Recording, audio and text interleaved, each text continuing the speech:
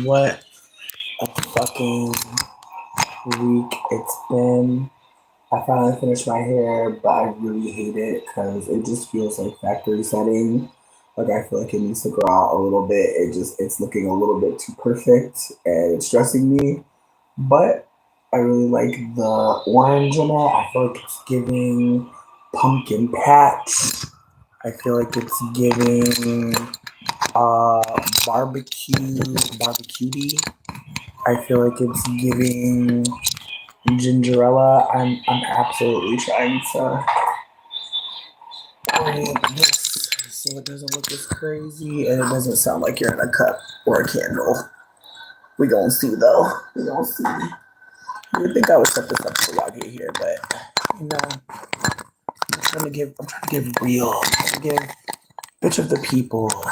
You know, still hasn't bought a motherfucking stand for my shit. Anyways, I hope all is well. Thank you. I feel perfect. I feel like I probably should have did this shit in October though, but you know what? We're here.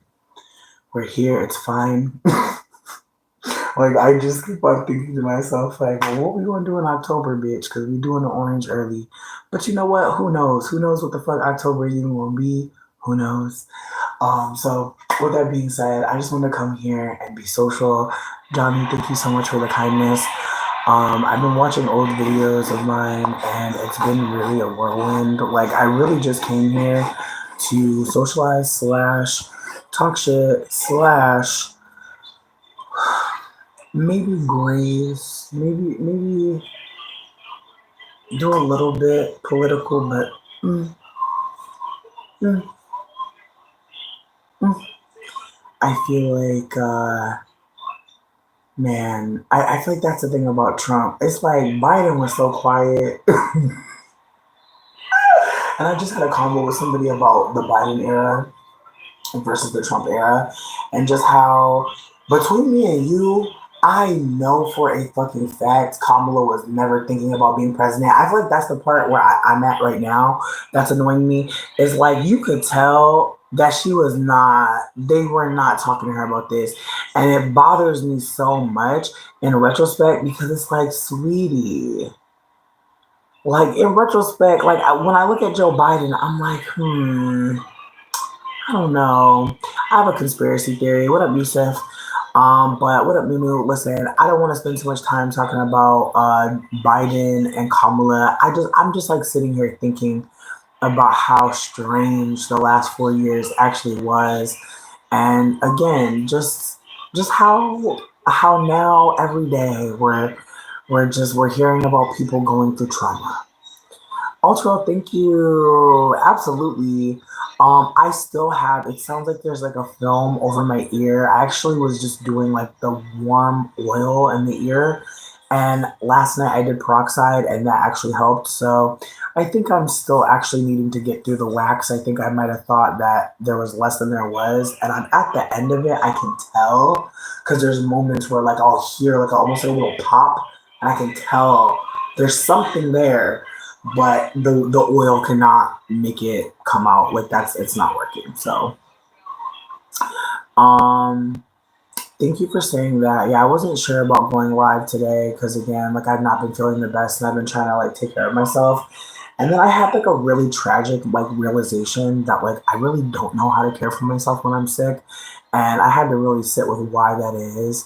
And for anybody out there who like just didn't get the kind of care you see on TV or even care you've seen from other people when you were not feeling well as a kid, like touch me because I'm really sitting with the reality that like I really hate laying in bed when I'm not feeling well, and it's because I don't think I ever like saw that as a real thing. Um, and like just again the ways that like when you're raised by a single parent who's really not that invested, like when you're sick, like that can be moments where you have to really figure out like what to do. And I feel like at this point, I think like what I figured out is like, you know, I try my best to get a schedule when it comes to like my medicine, but I really don't keep up on it, and so I feel like that's also part of me not being here as much as like I'm really trying to get better at like time and like remembering myself because I really forget that I need more, and I feel like that's the thing about getting sick is like I feel like I do very little for myself. I feel like I don't go out of my way for myself enough, and when I get sick, it's like one of those like huge reminders that like there's a reason why you're supposed to go out of your way for yourself, why you're supposed to put yourself first because when it comes down to moments where you're really sick, down bad, then it's like, well, what can we do? And it's like you have even less energy to do so much more. So, um, you know what? You're not wrong, but I also think that I think that's a part of like trauma and like being poor. Like I'm also realizing that like in relationships, like I was trying to like seem worthy by taking on a lot of labor and care. And I think and I'm not trying to like compare relationships. I'm just trying to offer that at this point, it's like if I'm not getting my needs met, I literally can't do it. And like if my needs aren't important in a particular way, like I'm really not gonna be able to do it.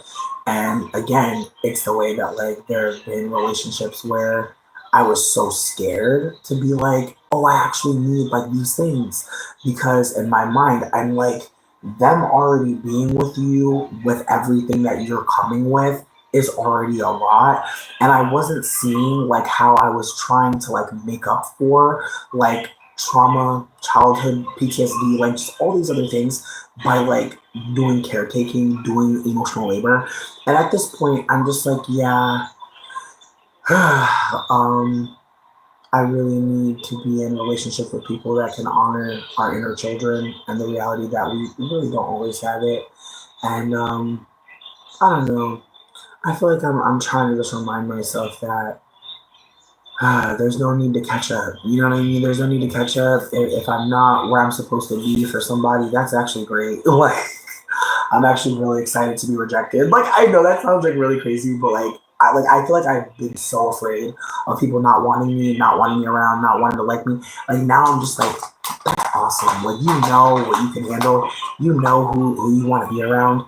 If it's not me, if it's not hitting, like thank you. Because there's moments where like you'll be around people and then like it just sucks in retrospect when you realize, damn, like that person really did not give a fuck if I was there or not, but they were willing to just like exploit me until I left, which is like, so I feel like that's where I'm at. I'm just trying to make sure like I'm not getting exploited till I leave. Um, yeah, we all deserve rest. We all do. Sir Negative Nancy the Third, I appreciate you for saying what you're saying. I really appreciate that. And again, I'm not trying to make it seem like I figured it out. Certainly haven't. Um, but I feel like I'm people pleasing so much less, and like I just realized like in some instances it does like sometimes you're talking to someone and they already know in their mind what you're gonna say, and so if you go off the script, that's the conflict. Is like that's the issue that you didn't just say yes, that you didn't just you know.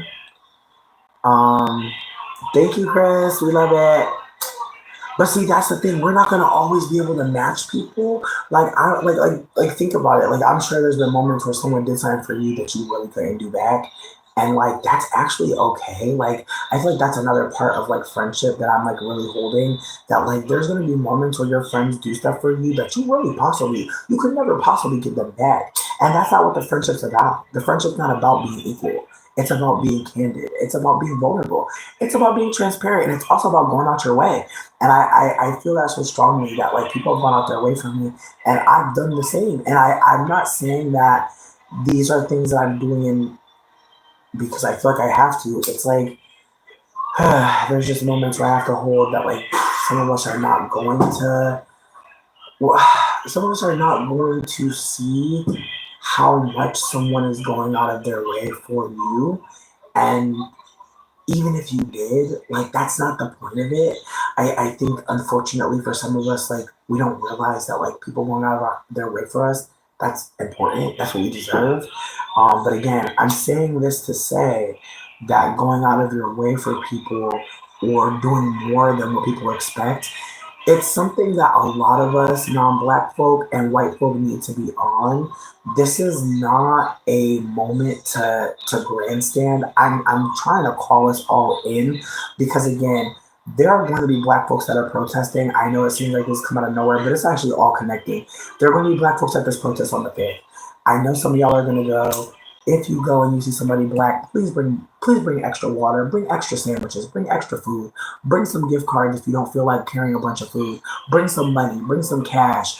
Give something to somebody black, dead ass. Because if anybody black is out there, they have already decided that this country we're dying for. I just want folks to hold that. And if you see anybody outside of the protest, they're deciding that this country is worth that. I don't care what you say about me. I don't care what you say about me. I really don't care. I would rather die. I'd rather die knowing that I said something. That's where I'm at. I'd rather them take my head, bitch, after I said all this. Like I'd rather be dead after saying all of this than just hoping that we don't get got. Fuck that. Thank you so much for telling us you're about to come. We appreciate you. We appreciate. No shame here. Again, if anybody's being anti-black, you gotta go. You gotta go. But like I said, there's gonna be black folks at this protest, and it's important for us to consider going out of our way. I will not be at the motherfucking protest. If there's anybody black who wants to go to a protest and would like for me to crowdfund on their behalf to get them some money, some riot gear, whatever the case may be, reach out. I'm down to do a lot to support, but one thing that I know I'm not going to do is go outside. So with that being said, for anybody out there that knows they're going to a protest and you know you're not a black person, you know you're white, you know you're non-black or you know you're white, please bring some motherfucking supplies. Please do. Because unfortunately I keep on seeing black folks out there and it's unfortunate. It's unfortunate. And I know some folks don't want to think about it that way. That's fine. But there are so many folks that are going to be outside that can take care of this. This protesting moment really doesn't require any black people, and I mean that so sincerely. Again, I know not everybody's going to feel me. I know everybody's not going to hear this, but it's something that's important to acknowledge because again, there's going to be black people who go simply because we live in a country that really has lied so badly. Like that's the thing about it. This country is full of shit. On top of that, this country really makes joining the military be something that allows you to get money. Like that's the thing about it. I remember what it was like when all the boys turned 18 and got them Dodge Chargers. Like the United States absolutely makes it seem like the military, the armed services, these are reasonable things to engage with to get your needs met. This country is so anti-black. It is safer for someone black to go into the armed services, to put their lives on the line, to get financial support and stability. Like I just want folks to consider that most white people don't need to join anything to make money in this country. They don't have to do too much. A lot of white people could do very little and still make it above and motherfucking beyond. So with that being said, as a whole mixed person, as a person who is not black, I want to be so fucking candid that like there are gonna be people outside that again they're gonna watch black people get beat and get snatched up, and they're not gonna do a damn fucking thing. Please don't be those people. Okay, if you're white and you're outside at a protest, I need a camera on you. Get you a body cam. Get a body cam, please. Get some pepper spray. Get some mace. I need that. Listen, y'all can say a lot of things to me, but one thing I'm gonna say again: if you see somebody black at a protest, don't act like you didn't see that. Toxic, between me and you, I don't even care. But I appreciate you for offering. But yeah, I don't care. Like again, I'm just going to ignore anybody who's really not talking about anything. As I said, I came here to be social. I also came here to talk about some things. But I know that everybody's not going to be on the same page. That's okay. Again, Yosri, thank you. Again, I appreciate all the engagement because no matter what you say to me, y'all gonna help me. So if y'all want to keep on saying anything, great. We love it. The algorithm is pushing me. Thank you. The chat rate has been low. We appreciate. Again, yes, thank you, Ethan. Thank you for engaging. We appreciate you. Like I was saying, though, these protests are definitely not set up for anybody black to go to them. These protests are absolutely not being thought of as spaces where people should be protected. And so that's why I'm saying what I'm saying. I've had to tell a couple white people, or ask them rather, like, what are you going to do if you see somebody like doing anything anti-black? What are you going to do if you see somebody snatching up from their black? And they really didn't have any plan. So I want to be super candid that that is part of why there will not be many black people going, because there is no plan. There's no desire to support and be mindful of marginalized community. And then on top of all of that, there is this desire, unfortunately, to make it seem as if, black folks are automatically violent. And so let somebody black get loud. Let somebody black, again, be autonomous. I don't have a lot of faith in white folks to be caring and supportive. That's not typical of y'all. And so, with that being said, I want to say this as someone who also knows that, like, I have white ancestry and I am a mixed person. And so, there's going to be mixed people who definitely go to this motherfucking protest. And I just want y'all to know that that is a space to, again, be protected, especially if you have black ancestry. Do not let these white folks be the only ones that are checking in on black folk. That is not okay. And again, with that being said, if you happen to see somebody black at the protest, just make sure you're checking in. Say something. Ask how they are. It's important. And a lot of y'all do not want to talk about the ways that, like, when we go outside, people are already deciding whether or not, like, we're dangerous or not. Somebody black being at a protest not only reads as dangerous, but it also reads as someone willing to disrupt in a way that white people never get read as. So I'm gonna just put that out there. Thanks, Boo. Thank you. But yeah, as I was saying, like, I'm taking this moment because I know that there are people that watch my content and just be laying in their bed like a cricket and rubbing their feet together. I love that. Please don't stop doing that. We love you. We appreciate you. But at the same time, there are going to be people outside, unfortunately, on the 5th getting beat the fuck up. And I really hate to say that. Like, this is not about to be a fair one. Do it look fair, babe? No. So bring some extra snacks and some water, especially if you're Caucasian. I'm talking to the Caucasians. I'm just saying, like, there are going to be a lot of people at this protest who are not black, and it's going to be a scary environment for black folk. And I'm saying that as someone who used to think that I could be friends with every fucking body, but that's not the case. It's not true, and it's unfortunate. But if we want to be friends, if we want that possibility, we have to be able to acknowledge the ways we're marginalized and the ways that we're not in danger. And so, just the same way we keep on seeing black folks say, like, we're not going to the protest, I need you to pay attention to who you see who is there, because there will be black folks that go. Not even on some, like, defiant shit. Like, there are black folk that love this country. Unfortunately. Like, it's very unfortunate, but at the same time, there's a part of me that's like, it's bittersweet, you know? Because it's like, damn, like, this is where you live, you know what I mean? On one hand, it's like, it's where you live, but it's also like, why do you live here? How did you get here? What happened? And again, it's the ways that, like, nobody black should feel ashamed for being enslaved, or for having an enslaved ancestor. That should never be anybody black shame. However, we live in America where that is what they use to perpetuate the anti-blackness. They use that history of enslavement to acknowledge something. It's wild too when you think about it, because it's like, if you put somebody in a cage and degrade them and dehumanize them, that says so much about you. And yet, white people have still not sat with that shame collectively. It's very wild to think. It was, yeah, no, I redid the front. I redid the front. I feel like I'm gonna say what I said before. Neither Kamala nor Donald was motherfucking the ones that needed to do any motherfucking thing, and that's because we need to be sovereign. But I know that my thought process ain't what the fuck people want to hear, so I'll just say Kamala for the simple fact that she's not a white supremacist. Asterisk. With that being said, Kamala did a lot of things during her campaign that made people fucking wary. And again, it's the ways that it was a whole fucking snowball. And I want to be candid. Like, I did not vote at all, and I know some people will think badly of me, and that's fine. I prefer to not be. I prefer to not be known.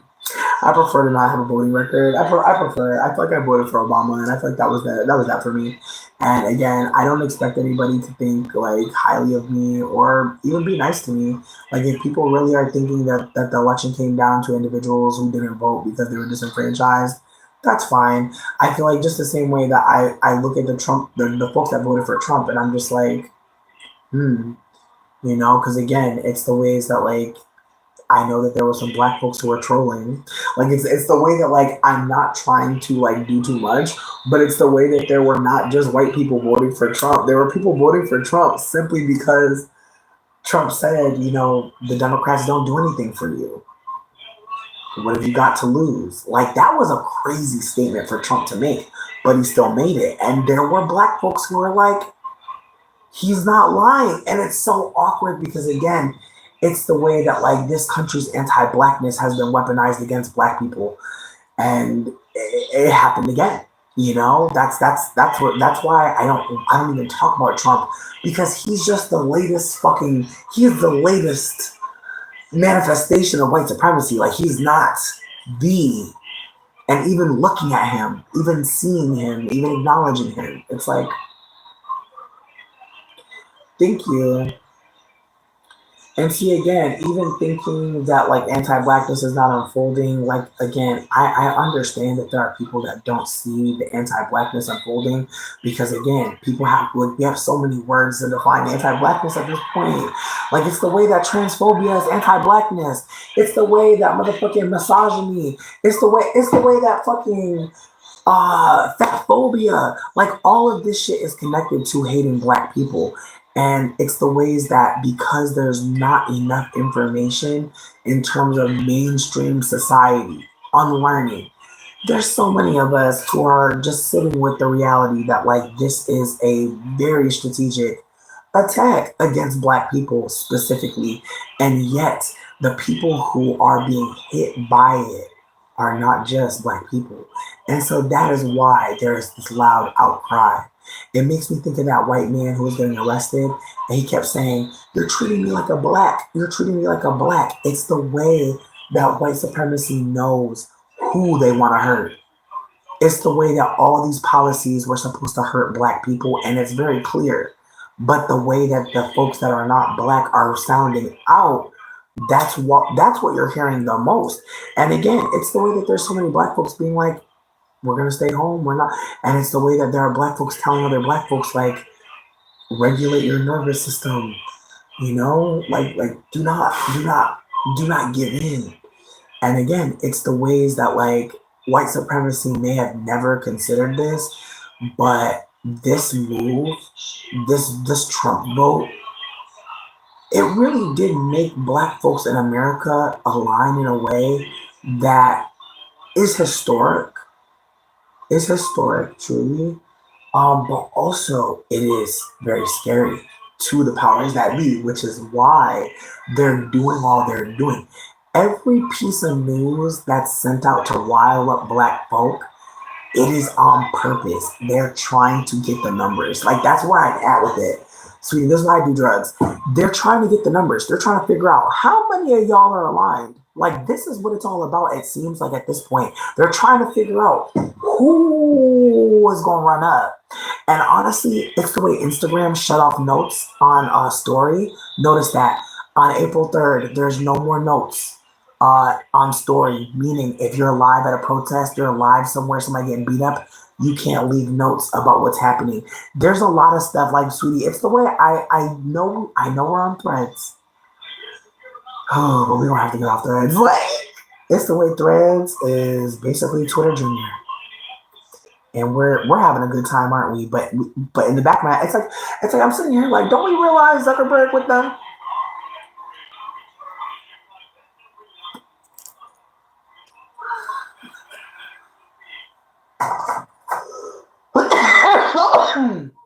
And you know what, Aqua, I appreciate you.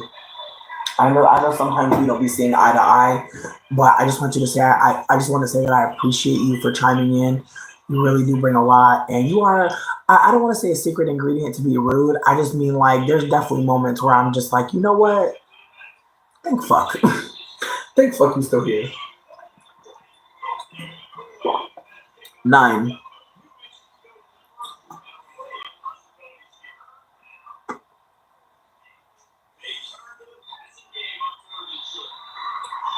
The tariff shit got me fucking shook slightly because it's the way that everybody's retaliating, and I'm like, I hate to say this, but it's feeling like right before something really fucking terrible happens. Like it feels like they getting all this paperwork in order because they're about to do something. And again, I'm not trying to be a doomer or be scaring people, but it's really feeling like it's feeling like that's why Doge is doing all the cuts. They trying to get their money up to do something. I just feel like at this point I am trying so hard to focus on Black joy. Like that's like really like sweetie, it's the way that I am going out of my way to find out where Black people are happy and see that. You know what I mean? Like I'm being so fucking for real. Like I'm going out of my way to see content where there are Black folks who are like, hey, I know this world is looking crazy as fuck, but look at what we're doing over here. Like I feel like I recently saw this uh this person I follow and her mama, they did a photo shoot. It was so fucking cute. And again, it's like some folks, like I feel like for some of us that don't have good mamas, I feel like it's so nice to see those of y'all that do. Like I don't want to cry, but it just feels so good to see people getting treated good. Like when your mom treats you bad, it's just like, why would you want that to happen to anyone else? But see people get the love that they deserve. Like, it makes me so fucking happy. And I'm so grateful that I got to see it. Like, And again, it's the way that like we live in a world that literally hates to see Black folks fuck be happy, hates to see Black folks exist. And so again, it's the way that I feel like my feed has been full of so much fucking death and tragedy. And I'm just so grateful when I see somebody. Like I seen this girl, she's talking about her mom bought her a bunch of moo-moos. And she looks so pretty.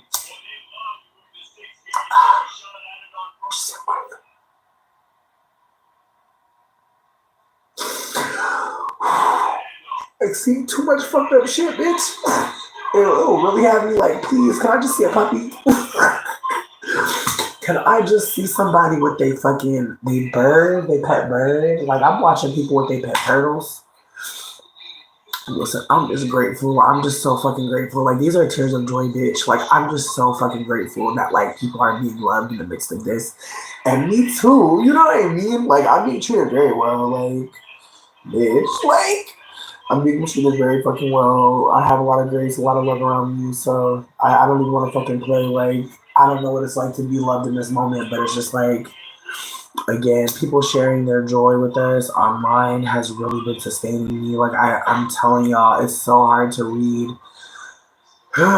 anything because it just feels very much like I'm watching people try to make sense of anti-blackness. Like people are really writing long ass shit, trying to make it make sense, and it don't.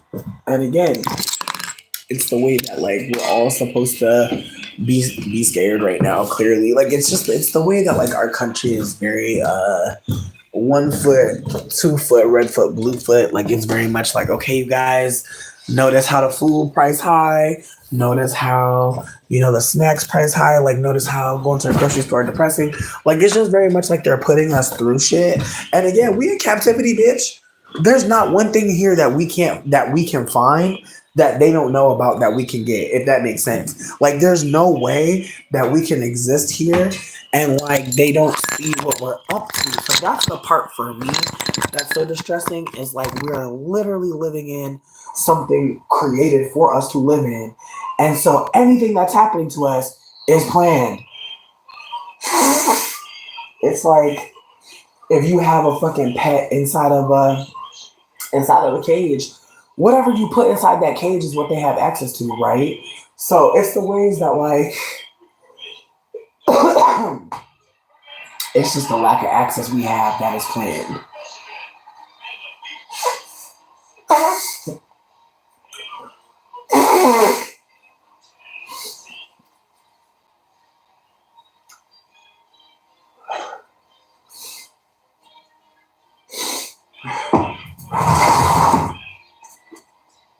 I personally feel like, J. Cole, I hope he's doing okay. I'm so dead at him trying to run up with Aubrey. Like I'm just so dead at him and Aubrey thinking that teaming up is gonna make sense. Like I know he's sick. I just know J. Cole is sick right now. I feel like that's why he's been so quiet because I know he's still like, good God, bitch, what did I do? I don't think none of them expected Kendrick to hit like that. Like I don't think they expected. Like it's the way Not Like Us plays every day, bitch. Like I feel like that shit's going Michael Jackson. That shit's going double platinum. Like there's no way. Like the online streams plus the sales. Yeah, no, I don't care what he do. I don't. What up, Shad? I don't care what he do with UMG. It don't matter. Like whatever the lawsuit with UMG, it don't matter. I mean, him apologizing to Kendrick was adorable, and I feel like a lot of people dragged him, which had me dying laughing. Because it's like, that's the thing about saying sorry. Is like, sweetie, it's not about whoever the fuck knows I did something wrong. Like, I feel like that's the thing about like apologizing to somebody or like just acknowledging, damn, I fucked up. Like the way that men tried to clown him was really fascinating because it's like, damn, do you like if y'all made a mistake, what would y'all say? Pilum,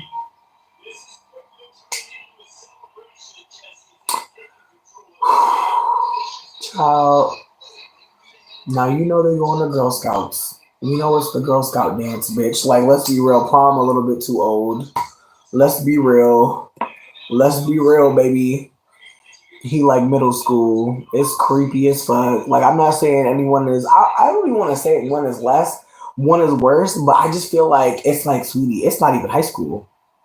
Like, sweetie, they said 14. Then again, I feel like 13 is freshman, right? But I'm just saying, it was giving middle school. Um, I mean, I still see people dragging him. I still see people looking at J. Cole crazy, which I think is funny, personally. Just because I feel like, again, like if you do something that you don't think is like, again, who hasn't done something and that they wish they could have said, yo, that was whack as fuck. Granted, there's going to be so many moments where you realize that a long time after. And then again, like I feel like I reached out to somebody that I offended and bothered years ago. And I didn't think about it too deeply because then after I did it, I was like, man, what if I look crazy? But then I was like, nah, because like how you can't look crazy saying sorry. Like I just feel like there's never. That's just me though. I feel I that's my real politic. Like I feel like I don't think you could ever look crazy for acknowledging that you was wrong. But I do think that perhaps like how you do it, like I feel like I would never be the type of person to do like a public apology. I feel like unless I get dragged in a certain kind of way, but I feel like I'm reaching out to people directly because I had somebody reach out to me after they did a public apology. I'm like, how you gonna tell everybody else sorry, but you hurt me and gonna tell me sorry after you told the world? That is crazy as hell, bitch. No, I don't accept your apology. And again, even like acknowledging that, even seeing some shit like that, like I don't know. I feel like I'm getting off topic slightly, but I feel like my main point in coming here was just to talk and also to be candid about some of the things that I've been seeing. Like as I said, the protest that's coming out on the 5th. There are a lot of people protesting on the 5th. Um, and I've been seeing black folks outside. I have been seeing some black protesters. And even though I won't be out there, I have been encouraging white people to protect non-black people to protect. If you see somebody black at the protest, bring some water, bring some snacks, bring some band-aids, bring some fucking peroxide, honestly, bring some fucking bacitracin, like bring some things just in case, because again, it's the way that it's the way that when white people are protesting, it really do look like some really like not that deep shit, but when brown people show up to the protest, white people will agitate, white people will make it deeper. And again, it's the way that I have seen white people get snatched up by this government. On the fifth, they're protesting Elon Musk. From what I read, they're protesting Elon Musk. It's a general protest against Elon, against Trump, against all the harm that's been unfolding, against folks being illegally sent out the country, sent to mega prisons. It seems like the protesters are very much like a countrywide, and so it doesn't seem like it's very much going to be led in any particular way, which is why I've been urging people to protect Black folks there. Because again, if the if the people that I spoke to even had any kind of plan, I wouldn't even say a word. I'm talking about people talking about y'all need to get out there. Like the motherfuckers that's telling people to go outside. I'm like, what are you going to do if somebody black is at the protest? Like, what is your plan? And so again, if you are a non-black person and you're a fellow white person, ask these questions because there are so many white people saying go and protest. This is not the time to urge anybody non-white. This is not the time. And again, I know that there are people out there who don't agree, who think that this is a time for everybody to get out there. And to those people, I say bring extra band-aids and snacks and water for the black people who are there because they're in more danger than you. And that's the whole point I'm trying to make. Is that if I go to the protest, I'm going to be in danger, but I'm not going to be in as much danger as somebody black. And if I can't make sure I'm going to be safe, because hello, who do I know around here that's going to go to a protest? Nobody, honestly. I don't know not one white person in this area to go to a protest with, and I wouldn't. And I really fucking wouldn't. I'm gonna be so fucking for real. I don't give a fuck what anybody thinks about me. I do not believe in America.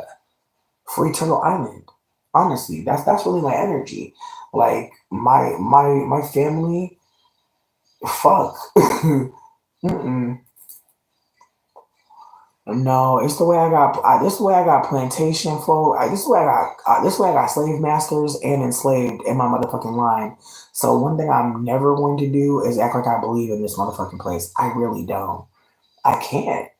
This isn't a real place. It's stolen land that's been occupied by colonizers.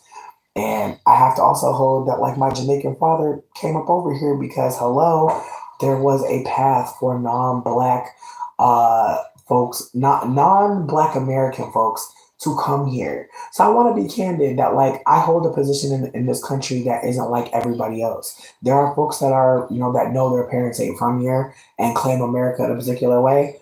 I know for a fucking fact my father immigrated here when he was 18 years old. I know for a fact that I don't believe in America. I know for a fact that I could possibly be deported if they really did want to hold it down like that. I'm not expecting them to, but bitch, who knows? Like, between me and you, there's a part of me that feels like the whole point of signifying who's American, who's not, is to make sure that the resources are hoarded for the richest people here while there becomes a new poverty class. And unfortunately for everybody who voted for Trump or who thought that like they were gonna like it feels like white people thought they were gonna push like non-white people like into the position of like migrant. And it's so presumptuous because it says a lot because let's also hold that like if you come from outside of America, 9 times out of 10, you're qualified as fuck for way more than like an Uber job. Like I want to just hold that like a lot of migrants, a lot of people that come from out of here. No, I'm not from Louisiana. I was born in Connecticut. My mom is from Yonkers, New York. Like my dad's from Jamaica. Like, uh, fuck, I'm blanking on exactly where. But my father came here when he was 18 with my grandfather. He came here by himself with my grandfather, and he's the youngest child that my grandfather has. So I want to put it out there that my grandfather loved his son, his second son, because that's not my grandfather's only son. My grandfather has two sons, but he loves his son Mark in a different way. And there's a part of me that feels like I think he loves my dad so much because he lost his wife after my father was born. So there's a part of me that feels like when you're the child that's alive after the death of a parent, like I feel like that's very traumatic. So there's a part of me that feels like my grandfather had to care for my father in a way that he didn't have to care for his other kids. So I feel like there was extra support and care for my father as a youth in a way that his sisters, his older brother did not get. And so when my grandfather decided to go to America, of course he's taking like his 18-year-old son. That's his last child. So, and again, this is just me making sense of it all. So he's coming to America with his 18-year-old son, and they go to Connecticut. And my father, like within months, has me on the way. So I want to put it out there that my father was not taking his time in America very seriously, and I also don't think that the time that my father was in America, he spent any time like really trying to get me to understand like what his experience was. I didn't really understand that my father spent most of his life on an island, and that like coming to America, like the entire 30 something years I've been alive has been the time my father has been in America. And so I have to hold that like his time here has been very interesting because again, it's the way that people really don't mind the Jamaican immigrants. Oh yeah, my mom was 25, my dad was 18, which is wild as fuck. My mom told me that my dad lied about his age and had a fake ID and was at a club. Apparently they met at a club, which is like really even more hilarious that like my dad was like 18 about to be 19, meeting up with my mom, a whole 20 something year old woman. Um, like that, it's just wild. It's wild in retrospect, honestly, because I can't even imagine like my dad like pretending to be in his 20s as a teenager. So again, like my parents were very young when they met, very young when they had kids. But again, it's the way that like I never was told like America's the greatest. Like I never heard that in my household. I never heard pro America anything. And so I want to be super candid. Like, for most, and maybe not most, but I feel like for a lot of immigrants, especially if you're not raised in like a place where, like, even my aunt's house, like, they weren't waving no flag. Like, I have to hold that, like, none of my Jamaican family members ever seemed like they really gave too much of a fuck about living in America. However, I have to hold that, like I've said before, like when my grandfather was passing away, I had the privilege of being able to talk to him like right beforehand, and he cried to me, and I avoided seeing him while he was sick because he had always been so full of life while I was a kid, and so I always kind of felt like I can't see him like this. Like I don't want to remember him hurting. I don't want to remember him sick. I don't want to remember him anything less than like my grandpa who was like full of life and so fun and so loving. Like I did not want the memory of this. And I remember sitting with him, and it was such a sobering experience because I realized like I had hurt him by not wanting to witness this, by not going there, that he was, it seemed, holding on for me. Um, and he was very honest about how he regretted coming to America and how he does not believe that this is a good place. And it was really hard to hear that. It was hard to hear that because, again, it's not like I could leave. I had just started college. So, as far as I was concerned, I'm locked in. So, and I'm looking at him, and he's so sad, and he's just so sorry. And he's just apologizing. That's all he did. All he did was kept saying sorry, and that he was so upset with my father. He had so many things to say, and it's the way that I feel in retrospect that like that's part of why my family and I are not connecting, because I think they know that I know some things that maybe the other cousins, the other kids don't know. And I'm talking to one of my cousins right now, and it's really rewarding, but it's also hurting because I think that she knows what my grandpa knew, and it's just like it's sad, but it's also the reality that I don't care about America. I don't feel like this is something to save. My thought process is liberate everyone who has enslaved ancestry on here, like liberate them all, free them all, repair all, like give them their fucking money and give them the ability to choose where they want to go next.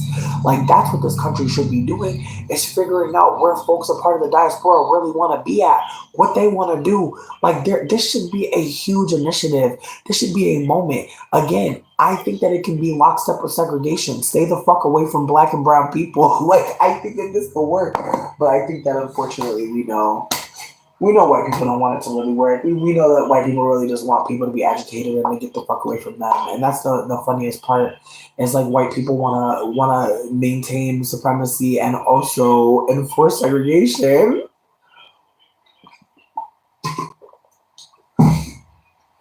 It's just the way that the older white people are wilding. Here's my thing. I'm gonna be so candid with you. I don't believe for 1 minute that like my mom isn't like a weirdo. Like I feel like if I'm being super candid, I think that like my mom really like in her, at least from my thought process, like from how she's moved romantically, I just think like my mom was trying to be with someone that was not as smart as her. I think that she, again, my father had a fake ID. I want to put that out there right now. So the onus is honestly on him to not lie. Like, that's how I genuinely feel about it. Like, to be honest about the fact that you were 18 years old, 19 years old, whatever the case may be. But again, like, he lied about his age, had a fake ID, which means that he had proof that he was, or lies, but still. And so with that being said, like I'm not trying to make it seem like my mom a good person or that she's not a weirdo. I'm not saying that. I think she's weird. But I also think that my dad's weird. I feel like that's the thing about it. I think they're both weird. And I feel like unfortunately I think that as I said before, like my mom's like passing and she really wants like somebody black to like validate her blackness. And I think that like my father would do. And I think that's why they have two kids together. Because I think obviously they were doing something for each other. They love the spice, the mess, whatever the fucking case may be. No. They're both weirdos. They're both weirdos. Here's my thing. Here's my thing. They're both weirdos. Like we don't have to save it. Like I feel like at the end of the day, like in retrospect, like I think about how like even my own little brother would like have a fake ID at some point, which I thought was really wild. Like I remember my brother going to like the casino when he was like a teenager, and he'd be like, "Yeah," he's like, he's like, "I got a fake ID. I be having fun." I'm like, and again at this point, like me and my brother are like a year and 6 months apart, so I'm looking at him like, bro, you don't have much longer to wait. Like, please. Like, and again, my brother's not the kind of brother that he's not a little brother that listens. he's an Aries, so he has his own agenda, bitch. Like, my brother is literally not gonna listen to me like ever, and I love that about him. Honestly, I love that he doesn't listen to me. I love that he does his own thing because it's exciting to watch. I never know what this motherfucker's gonna be doing. And so with that being said, like my brother had a fake ID, was going to the fucking casinos. And again, I'll say this. As much as yes, you can tell at some point someone is lying about their age. I think as someone that's lied about their age, I think that like that's the thing. It's a wild thing to do because who really knows how old anybody really is? Like I feel like that's the thing about lying. That's the thing about lying. Like it should never be up to me to figure out you're a liar, you know. But again, with that being said, it's the way that like I'm sure, I am so fucking sure that you know, my mom didn't really give a fuck about how old he really was. I think, unfortunately, as she told me, like it was just a hookup. Like I was like literally not supposed to be alive. I was not even supposed to exist, you guys. Just some stray nut. I love this lady. She's great. But yeah, no, my mom has two kids by this man and has the nerve to try to downplay it. She's an Aquarius, by the way. Aquarius with a Capricorn stallion. So I'm like, sweetie, you want me to believe that you have two kids with this man, and it was just a okay. All right. All right. Okay. It's the way that it's the way you have two kids by this man, but it was just a little okay. All right. Listen, I don't give a fuck, but that lady will say anything, and it's funny. But if I'm being super candid, it's the way my mom recently told me that she wants to be on an island with her boyfriend. And I just think that she fetishizes like Caribbean people. I think she fetishizes island life. I think that her meeting a Jamaican man in a club, hate to say it, but I think that that was her kink. and I want to throw up now. Just so y'all know, I want to throw up now. But yeah, no, some of us are really only here because bitches want to validate themselves. Like I think that's another layer to this. I think about like when women like have like a name like not sweetie, I'm not gonna do too much, but it just makes me think about how like sometimes like you can tell that your mom had you and she's really hoping that like she can live through you. Like and I feel like I didn't have that experience completely. In ways, yes. I feel like my mom wanted me and her to be I don't know, Mitch. I can't even call it. I'll just say that like there's just moments where you can tell a woman had this baby and like this baby is gonna the baby's gonna do everything that she didn't do and it's like, you know? And so I think unfortunately for some of us, like we know what that's like. Like we know that like that lady had us as like a do over. Even like your name is seemingly like just like her name, but a little bit better. Like it's wild. Like I've met women that I felt like they were trying to like improve themselves by creating a child that was going to be better than them. And I'm like, but when does that baby get to like pick their own adventure and do something really stupid, you know? Not really be great, you know? Like I think about that and unfortunately I think when I think about it, I know I'm rambling, but I think about how like when you have kids and like you expect them to be anything. Like that's so traumatic. Like I actually remember reading about antinatalism, where it's a concept where like you like being born is actually abusive, and it had me just sitting with like the reality that like I actually agree. Like I really feel like creating a child is actually really fucked up, and I know some people don't want to hear that, but I feel like at this point in life, like I really think it's really fucked up to be like, yeah, like you gotta come here, pay all these bills, buy all this food. Like I just feel like unless you can ensure that they're gonna have a good life, like for sure, like you and even then it's like who can do that? Like I think that's just my thought process at this point. It's like how can you know that you're gonna have your child and they're gonna have a good life? And I feel like would people even bother? And then I remember reading that in like Japan, the birth rate is low. Like most people only have like one child because it's so expensive. And it has me just thinking about the reality that like, in America, like we're a test kitchen, I feel, for like all types of behaviors and ways of existing. And there's a part of me that feels like the erosion of like civil liberties or like even like the 9/11 shit, like just all these ways that like they've been just trying to figure out like what can we like how can we get these people to do what we want, how can we get these people to move in a way that we want them to. And I feel like that's the thing, like America keeps telling these stories about how oh this person did this, like all these breakout characters that do something that changes the course of history, and yet like we're supposed to believe that Trump is a part of that legacy. It's just very obvious that he's not. It's very obvious that this is like deeper than a coup. It's very obvious that some old white men just on a group chat. Like it's the way that it's not like it don't got none of the prestige of a Watergate. It don't got none of the fucking the interest of all the you know what I mean? It's the way that like back in the back people used to be like, wow, what's going on in Hollywood in Washington? And at this point, it's like it's very clear that this is a group chat most of us are not a part of. What would I do if I had a child who's assigned female at birth? I would raise them agender as fuck. I would not put them in no pink. I would put them in all the colors. They'd be wearing rainbow shit all the time. My baby would look like gay pride every day. It's the way that like I would absolutely have them wearing all different types of looks. Some days they would look really, really gothic, really campy, really, maybe like a damn cucumber. Who knows? Like I feel like I might get them some costumes to look like a piece of bread. Who fucking knows? It might just be a silly ass costume day.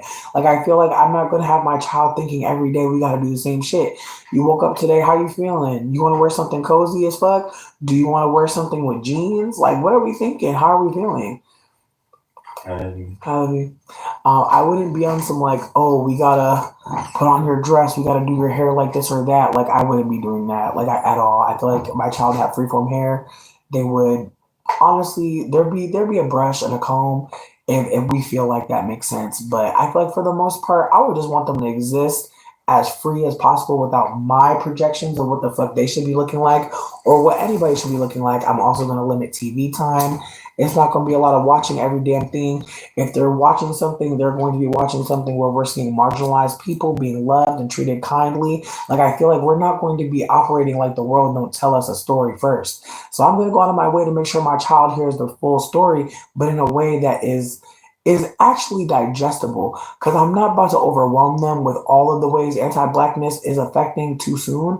But I do want them to know that, anti-blackness is real, sweetie.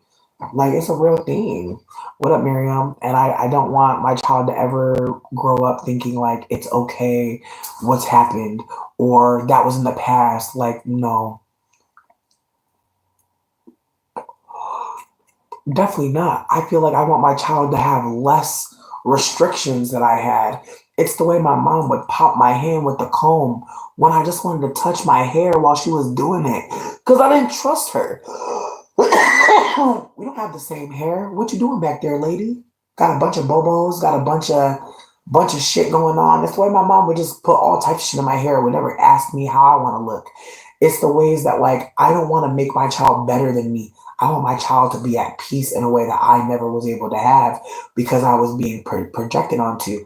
It's the way my mom got my ears pierced when I was 2 weeks old. That is so dangerous. And she got them done by somebody who was very bad because she had to go back and get them done again.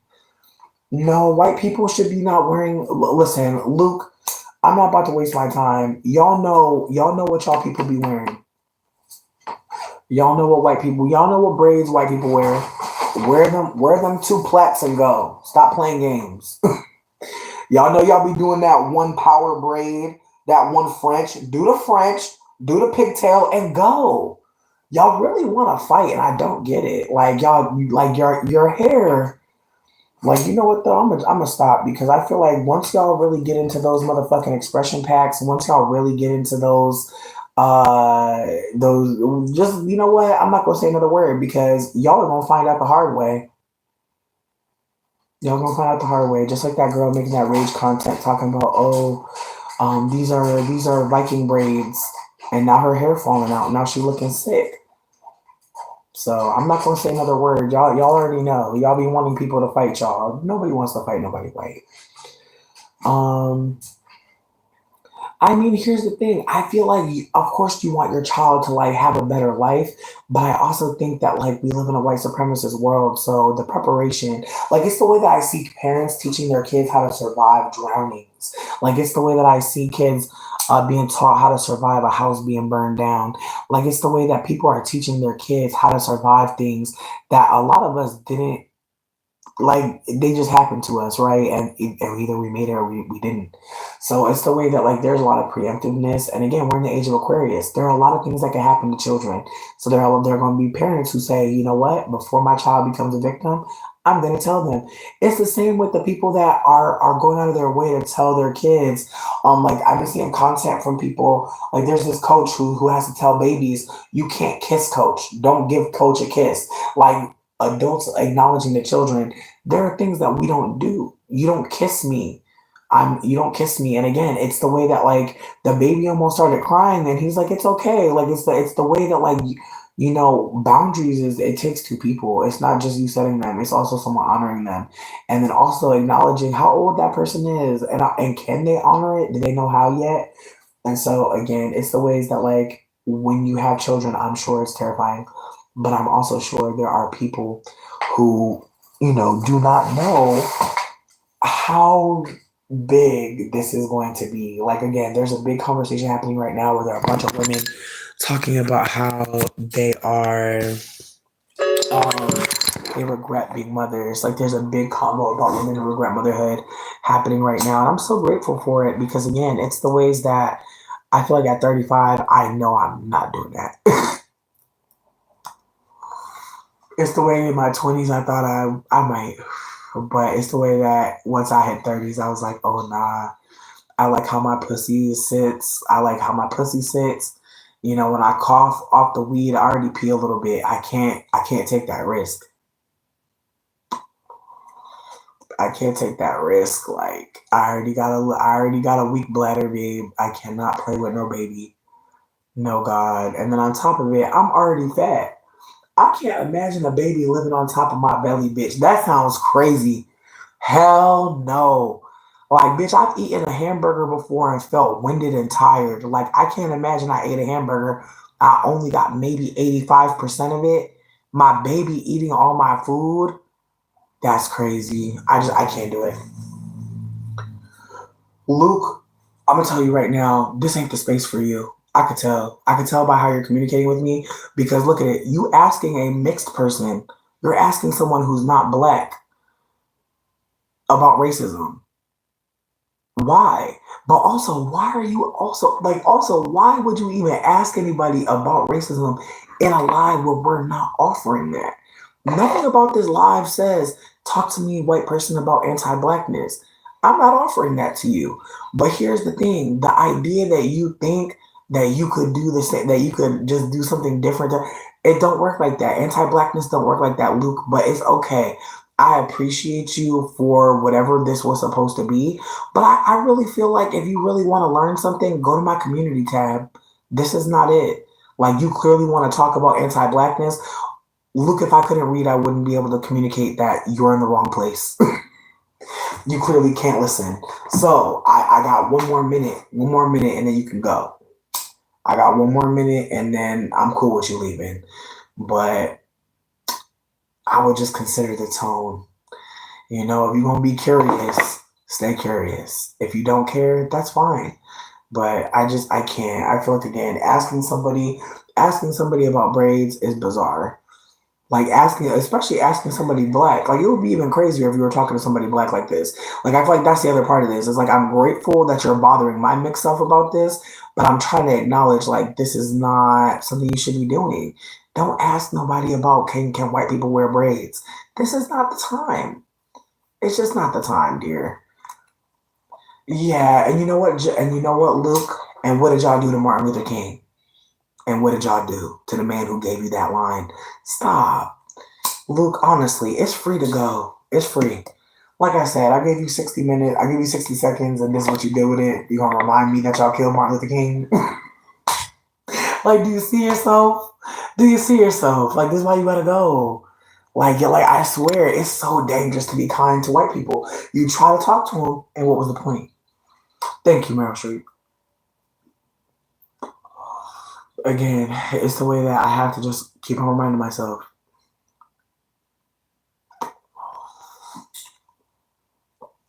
Bitch, they didn't even hear the one speech. That's the thing about white people quoting Martin Luther King. They didn't even hear the speech. Man, it's the way white supremacy really just so loud. Oh my goodness. I mean, like I was saying, there's a lot of women talking about how they regret motherhood. And as I said, now that I'm in my 30s, I couldn't see it. Mainly because again, I like how my body feels and I just couldn't see it. Scarlett, if you want to talk about it, bring it up.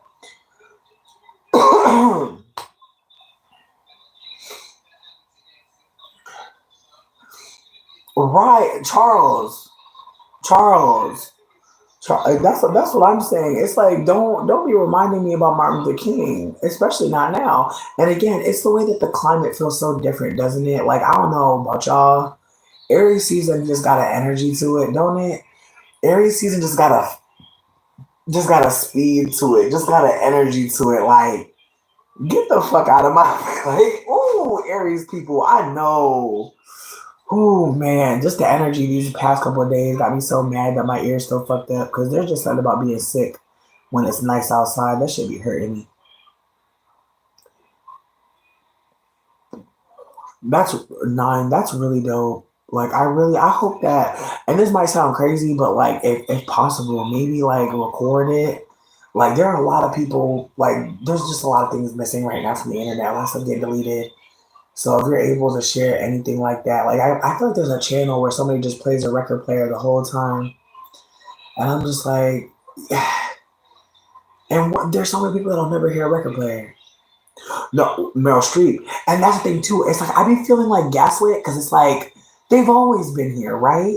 Like the racists have always been here, but it's the way that they're like. It's just it's feeling. I don't know, and it's like maybe I'm describing some fucking. I don't know, bitch. Like I'm really trying to sit with like the fucking just like the last 10 years. Like I'm really going through all my content, and I'm just like, what was happening? Like what was happening the last 10 years? Like what was really happening here? Because again, it's the way that like it feels like we're in that scene in Get Out where Marnie is showing that she's had the keys the whole time and you can't leave. And you realize in that moment that she's finally being honest. That's where we're at.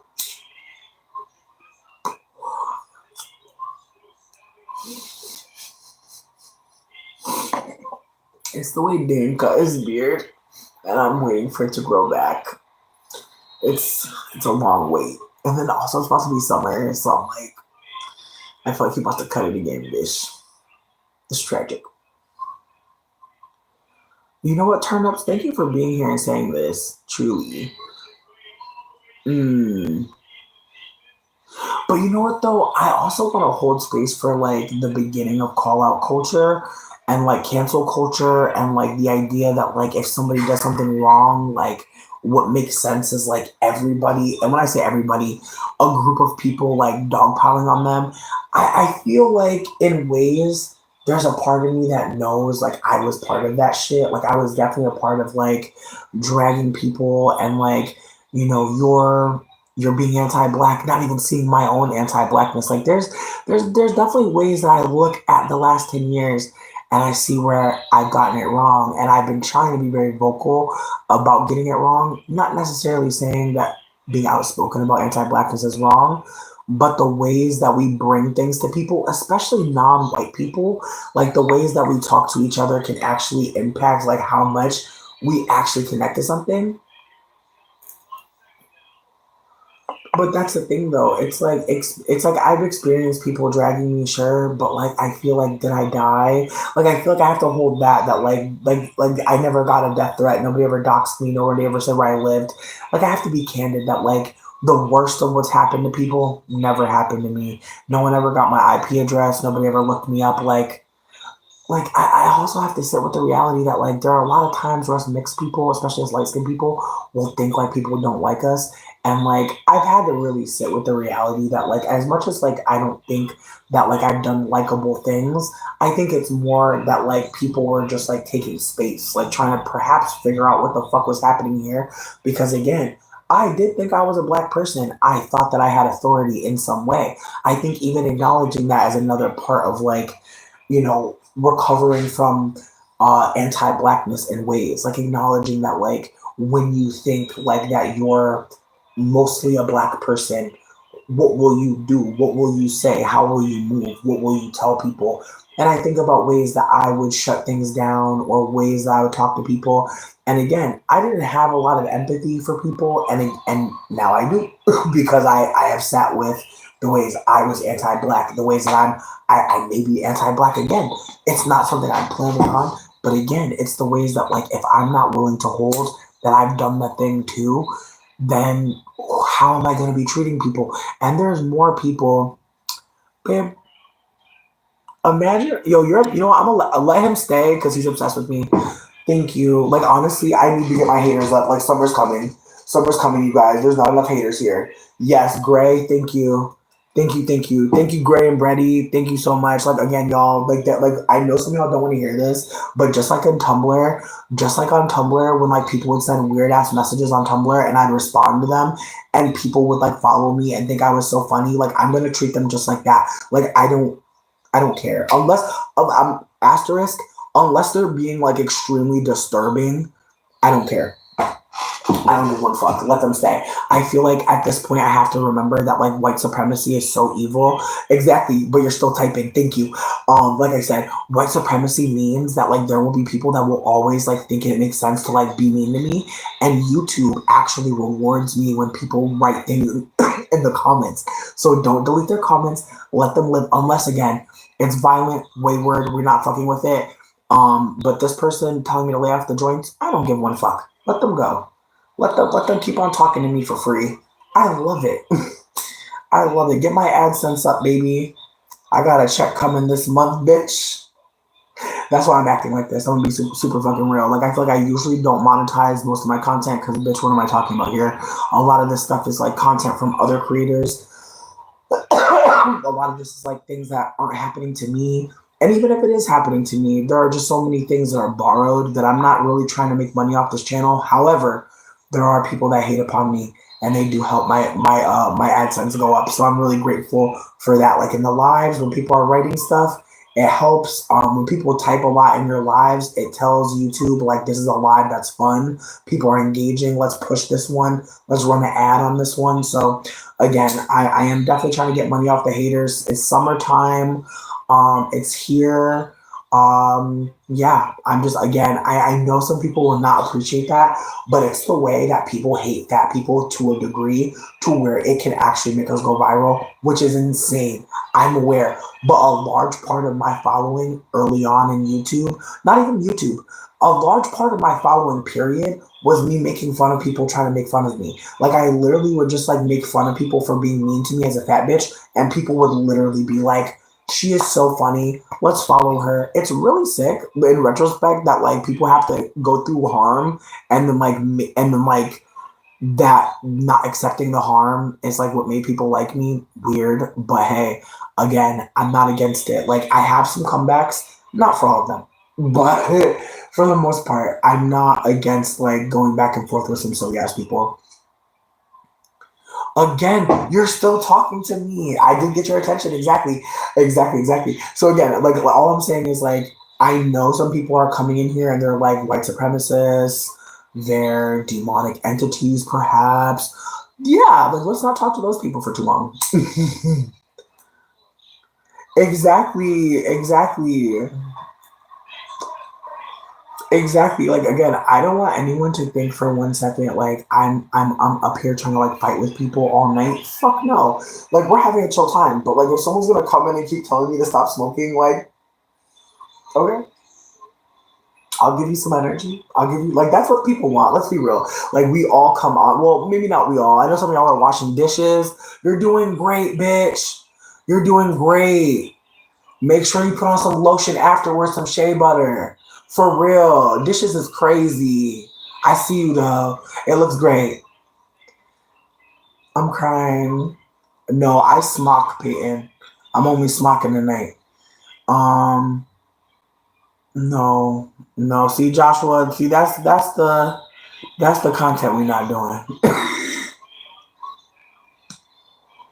We're not doing that. We're not doing that. We're not antagonizing black people. Like again, it's the way white people. I be really wondering what y'all really do every day. Like, do y'all pop popcorn and think about black people? Because that's what it's giving. Like I really wonder like if anybody white feels comfortable to say like, do y'all just think about black people all day? Was it because y'all ancestors was eating black people? Can I know? Do you know? Because it's the way y'all want to troll me, but I really have some genuine questions because I don't understand. Exactly. It's the way that it's like what? Okay, Jesus, thank you for being candid. Thank you. Big mansions. Absolutely. It's the way I can't go one day. It's the way I can't go one day without somebody white letting me know that they think about black people every damn day. Jesus. Meanwhile, the rest of us hope that we can not see you. Like it's bitch. It's the way I be outside, sit on my porch, hoping that nobody white bother me. It's the way I literally go out my way to close my eyes sometimes when y'all walk by, so y'all don't try to take my eyes as an invitation to communicate. Like it's the way that I'm unlearning the ways that I'm so available to whiteness. And again, it's the ways that I used to think. And this is me really trying to say something right now. It's the way I used to think. I have to show white people that I'm worth being kind to. I want y'all to know that some of us, especially with white grannies and white people in our family, we believe that we have to show y'all we're worthy. And that is why some of y'all will fuck on somebody of color and pop out a baby, and the baby gonna be fucked up. I just want y'all to know that. I need y'all to know that. Some of the babies really think they have to perform for you to not be harmful. Some of us mixed people think that we have to change so y'all are not violent. I need y'all to hear this genuinely.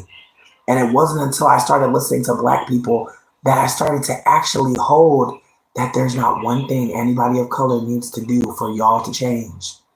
It's 100% on you. You actually have to make that decision to first acknowledge that white is not real. You first have to acknowledge white is not real. You have to acknowledge that whiteness is a flattening of identity. You have to hold that the reason why they use white is so they can distort who's doing the most of the harm. They have to use Swedes and Germs and Ukrainian. They have to use Israel. They have to distort it with nationality. Because if they actually talked about who was causing the harm,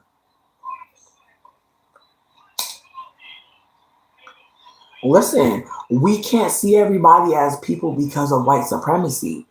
Nobody of color decided that white people were white. Whiteness commanded everyone else to be something outside of itself.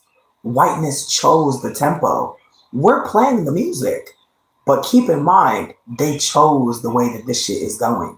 The song is going this way because they set this tempo. They want this fighting. They want people to look at people and say, you are not worthy. They want this. That's what whiteness is. It is diminishing. It is stealing your ritual, your tradition. Some white people absolutely are part of indigenous lines. You'll never know now, bitch. They don't want you to know now. Because if you're white, you won't do nothing that connects with indigeneity. You won't be able to be in the future with us.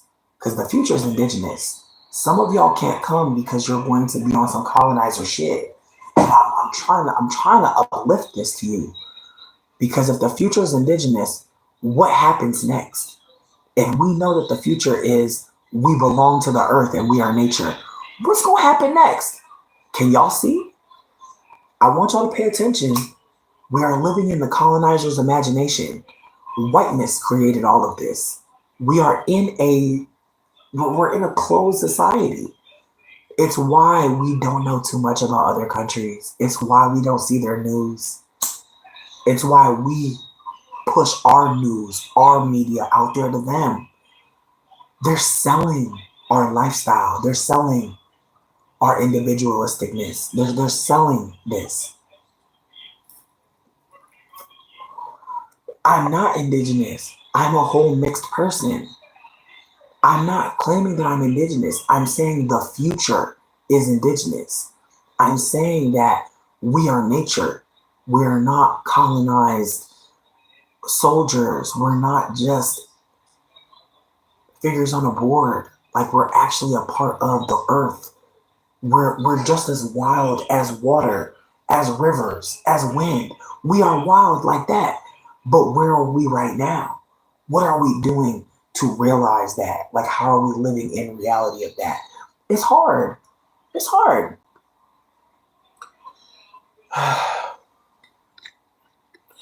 No, that's the thing. It's not about being left behind. That's what you're not thinking about, Jacob. You're trying to you're Jacob, what you're hearing is exclusion. If I'm saying that we are a part of nature, that means you too. We're all a part of nature. That's the thing. White supremacy has made y'all think you're different. That's the thing. That's the moment that I need white people to live in. That you have been tricked. The rest of us know you're being tricked. Maybe not all, but many of us are aware that you have been lied to, and therefore you project a lie to us. We're unwilling to go along with the lie. We're unwilling to be silent for fear of what? Death? That's already promised. White supremacy promises death many ways. So there's no longer the threat of leaving this earth that's going to stop anybody who's non-white from being candid with you. There may be younger people who are scared. True. And there's nothing wrong with being scared. I want to put that out there right now. Fear is intelligence. Think about it. When you about to fall over, think about that sharp feeling that you feel.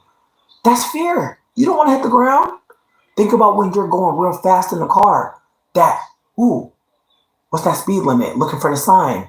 That's fear. That's intelligence. You're trying to understand, like, should I be doing this? Is this right? That's important. Here's the thing. Let's not talk about Africa, especially since a lot of us are from America. Let's focus on our own backyard. And if you're from England, I'd love to talk to some cousins. Hey, hey, let's not talk about Africa. Let's not. Let's leave Africa alone because I actually watched a video recently about people in Ghana. The capital in Ghana is called Accra, ACCRA, and there are a lot of black folks who, during the past like 200 years, have been slowly going back there. Not to mention, after black folks were liberated in a particular way, there was a large group of black Americans who expatted. And also, I want to say black English folk as well, like black Brits, like came to Accra in Ghana, and there are a bunch of folks in Ghana who are feeling away because they're like, Americans got money, and unfortunately, the Ghanaians are not seeing perhaps the ways that like privilege is layered. Like, there's a part of me that's like, sure, like if you're coming from America, you come from the Western system, you have more money. But if you're black from the Western system, you don't necessarily have more money, but you definitely have more opportunities than somebody in Ghana. However, there's layers to that because it's the way that my father's family moved to America from Jamaica. I can't imagine anyone from my American line being able to go any fucking where. And it's the way that most of my family are mixed, but the black folk in my family, I cannot imagine them being able to leave. And so it's the ways that I'm sitting with, some folks get to leave. And when you leave, there are unfortunately, folks who are in poverty and they're going to jack up the prices of things. And there are a bunch of like black Americans who are like, it's hard as fuck to not get played. And it's got me sitting with, the reality that like, that's not going to be the solution, right? The solution isn't going to be like moving to a different country to be amongst, ancestors, black folks, and it's going to be perfect. Like, that's probably not the reality. And again, it's the ways that as a mixed person, I already told y'all, I have no choice but to stay here. Like, I feel like that's the thing about it. It's like either I'm going to get deported to Jamaica because of my father, and if my father gets deported to Jamaica, I'll be dying laughing because I'm pretty sure his ass probably voted for Trump. But with that being said, I'm pretty sure that if my father got deported, I may, even though I have an American birth certificate, it might not matter. And in ways, there's a part of me that thinks it's hilarious because as much as like I'm attached to living here, I feel like it's just one of those things where it's like when you're in the poverty class, like you don't get the choice to move. Like, it's the way I'm seeing so many people being like, this is where I'm gonna go, this is where I'm gonna leave, and it's like, wow. And again, it's the ways that I want to hold that, like, I don't believe that every black American person is unable to pay certain things, certain places. But what I'm trying to offer is that the idea that like somebody who is black leaving America and going somewhere, it automatically means they have wealth. I'm not going to say that it means that they have no wealth. I'm going to say that it means that they have opportunity. And again, it's the way that there are black Americans who assume that other black folks in the diaspora are going to be showing up a particular way. And it's the ways that like when they see Americans or hear Americans, like there was this man who understood the language. And so he overheard someone saying like, we're going to overcharge him and then we're going to split the money.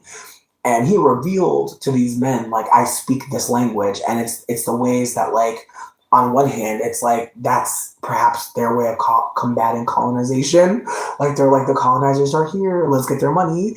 And in ways, it's like, I understand. Like, I know some people don't want to hear that, but I actually understand. But I also want to hold that, like, when you leave America, I'm sure you have all types of expectation. Like, why wouldn't you? Like, you're coming from the fucking, like, this is not. And again, it's the way that, like, have I left America before? Yes. But I want to be candid. Like, I've been to Canada and I've been to a couple islands. Like, I haven't been to, like, another country landmass in this size. And, like, even when I went up to different countries, like, I was a tourist. I was an American tourist, So I want to be candid that like I think like when you travel, like I think people have this idea of like traveling that, like I think that there's certain things you can do when you travel that make you feel like you're more submersed. I don't think that I've ever been submersed in any culture leaving America. I think I've been a tourist. I think I've drank some good drinks, ate some good food, saw some good things. But outside of that, like I think like I don't know. Like I wonder like how much traveling can really impact us when it's like to talk to the people. Cause I think about it like this, like in America, most of the people affected by what's happening are at the house. Like I think about that. I think about like, yeah, you can go to the grocery store and hear somebody talk about what's going on and get information, but like I think there are a lot of people that are in the home and are feeling these effects. And so I'm trying to hold that too, that like everybody that we want to hear from ain't outside. Like they're probably, like I could insert too many things, unfortunately, that they could be doing. Um See, can we not say people are blind to the real evil? Can we say people don't have no real opinions? I have so many opinions. Again, to assume that I'm letting whiteness control me or that whiteness is the reason why I think like this, it's not the case. In fact, I believe what like how I'm operating is because I have unfortunately thought I could trust white people. Like I want to be super candid about my experiences. I have believed that I could get along with anybody. I used to believe that. I used to believe that like in some way, I used to believe that, like, why would anyone hate me? Why would anyone not like me? I didn't realize that it was connected to having a white mother and being mixed. I did not realize that that was part of, like, why I was thinking this. I didn't realize that there's no historical hate for anyone who looks like me. And I want to hold that, like, while people may think that they see light skinned people being hated upon in a particular way, I want to push back and say that's bullshit. There are so many of us light skinned people who have been uplifted in a particular way, and even down to finding out that Rosa Parks was used after Claudette Colvin, who was a deep dark skinned teenager who decided that she wasn't going to move. She had a bunch of groceries. She was actually holding the line, but because she was deep dark skinned, because she was a teen, and because she was a mother or pregnant, they went with Rosa. They used Rosa as the light skinned white as the light washing over Black history. And I want to be candid that there are probably so many more moments like that that we don't know about yet. And I'm going to say yet because we didn't know about Rosa, right? We didn't know that Rosa was after Claudette. We didn't know that Claudette was pregnant. We didn't know that Claudette was a teenager. We didn't know that there were young Black girls, young Black mothers at the forefront of so many movements. Because why? How do we treat young Black mothers? How do we treat them? Again, it's the ways that, like, until we really think about why people are saying certain things, we may really go along with some bullshit. And so I really like us to really hold that, just like for the longest time, we kept cycling between who's the best, Beyonce, Rihanna, or Sierra. It's the ways that, like, it's the ways that us mixed people, and especially lighter skinned people who are mixed, get to be the main character and are robbing so many Black folks of their moment. And there are just so many people that don't see it that way. So many people that don't see that there are Black people who've been stolen from by us mixed people. And so yeah, I know that Jesus is getting annoying, so we're gonna get him up out of here. We're gonna get him up out of here because I feel like he's not really giving nothing. Like don't get me wrong, the oil company, the oil industry is eating people up. But again, it's the way that this person gonna call themselves Jesus, but don't want to talk about the things that are happening on his earth. I had to get Jesus up out of here. That he wasn't giving Emmanuel. He wasn't giving Emmanuel. He wasn't giving King of Kings. He wasn't giving yeah, I don't have any more. I'm so sorry. I've been out of the church for a long time. I don't have no more names. I don't have no more names, sweetie. Swear. In that era and even now, young unwed mothers are looked down upon. Exactly. But that's the other thing too. They thought that she didn't look good, but it's like, who cares? But again, it's the way that we thought Rosa Parks looked good, and Rosa is clearly mixed. Like we know Rosa Parks mixed. You know what I mean? And again, it's the ways that, like, as a mixed person, it's wild to think that there are so many of us mixed people who think we don't have an identity, but we do. as thieves, as stand-ins, as DEI hires for blackness. Like we have to hold that there are a lot of mixed people in black spaces simply because of anti-blackness, nothing more. And so with that being said, I'm going to hold space for that. I'm going to hold space for the reality that as I assumed I was a black person, as I assumed since I was this much mixed and my mom is this much mixed, like I could be talking about black issues. I'm going to keep on trying to center that I don't know anything. I've been listening. I've been trying to share content from people I listen to so that folks can listen to them and not me as much. Because again, I know that I didn't always realize how little I had to offer in many areas, but I am trying. I'm trying to get better. And again, I don't expect for anybody to I don't expect anyone to believe that I'm trying. I think I'm just gonna let what I do speak for itself. And again, if I'm whack and you care enough to tell me, I will be so grateful. But I also know that in the past, I've definitely had people push back on me, and I haven't always been calm, regulated, understanding, thoughtful. And so I can understand people not really wanting to engage me in good faith because who knows if I'm going to have it too. I can hear that as well. So again, if anybody feels called, again, Aqua, I appreciate you. I know we've had conflict in the past and you still be talking to me. I appreciate you. Genuinely. But again, it's the ways that like having conflict to me doesn't mean it's the end of a relationship. I think conflict can show us, how much respect there is, like how much we actually are wanting to understand each other. Conflict can tell us a lot, but it doesn't have to mean like we're done. It could just mean maybe we're taking a moment. But again, I don't want anyone to think that they have to be telling me about myself if that's not what they want to do. I'm not asking for that from anyone that doesn't want to offer it. But if somebody does see something or hear something, please push back because again, it's not that I want to be right. It's that I want to not be harming people. That matters more to me. I feel like if I'm wrong, let's talk about that. If I'm harming people, let's definitely talk about that. I definitely was about to block you, but let's keep it on context. Let's keep it in context. I felt like we was having a very interesting back and forth, and I can't remember all what it was about. But I feel like there was other people in the chat that was kind of just like, "What are you trying to say?" Like I feel like there was definitely like a strange combo happening, and I'm only saying strange because I genuinely do not remember what the fuck we were talking about. But I do feel like when I was about to block you, I stopped and I was like, you know what? I'm gonna let it go. I'm not going to. But again, I have no shame in about to block somebody.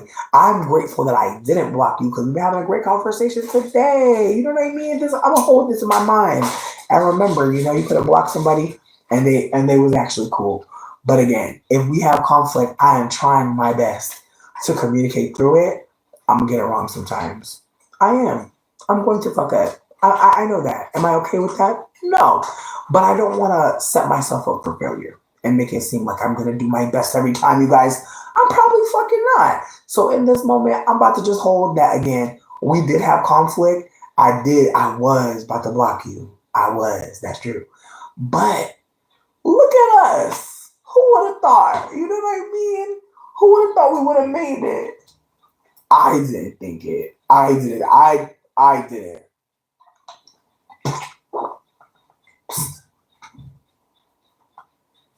Are you making coffee? Yeah.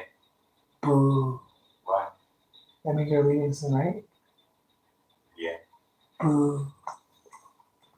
But yeah, like I said, I feel like I have a lot of feelings. I feel like I'm so close to getting ready or getting better. Like I'm telling y'all, I feel like I gotta do like one more peroxide, I think. I'm gonna be back. I'm back, bitch. Who knows though? Dane does a lot. Dane does everything. Dane is a superhero. He is a farmer. He's a poet. He's a musician. He's a saver of bitches. A big titty freak. True. He is a big titty freak. It's true. But yeah, no, Dane does a lot. He is the shit, and we love him, and we're grateful. But yeah, no, he's been out here. Bitch! Wait, but question afterwards, what do you do for your aftercare? Because I always do a little bit of warm oil in the end just to kind of push the rest of the water out. But that's just me. But let me know. Do you have like an impacted ear though? Is it like I'm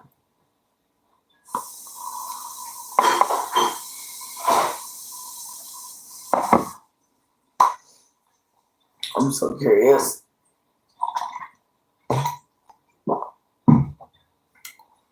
A napkin. Okay. Heard you. Heard you. Yeah, no. I feel like I tried to like clean wax buildup out my ear, but I left the stuff in too long. And then it like closed my ear up. And then like it just feels like there's like a last little bit of wax like right on top of my eardrum. And so it literally feels like there's just like something right on my eardrum. And every once in a while, I'll hear it move. I'll hear it like let up. So I know it's possible. But I'm telling you, I'm so close, bitch. It's pissing me off. Because I can tell that like whatever I did, I like wiggled enough to where there's like a hole in whatever like wall of like wax. And so I can finally hear clearly in some piece of my hearing, but I can still hear that there's like a wall. I hate this feeling. There's nothing like ear pain. This shit is fucking gross. Oh shit, okay. See, I usually have wet wax too, but now my shit, like I feel like my shit turned dry and I'm like, I didn't know that could happen. So just a PS for anybody in your 30s, if you have a lot of ear infections, a lot of wet wax, it could turn dry because I did not have no wax coming out of my ear for months.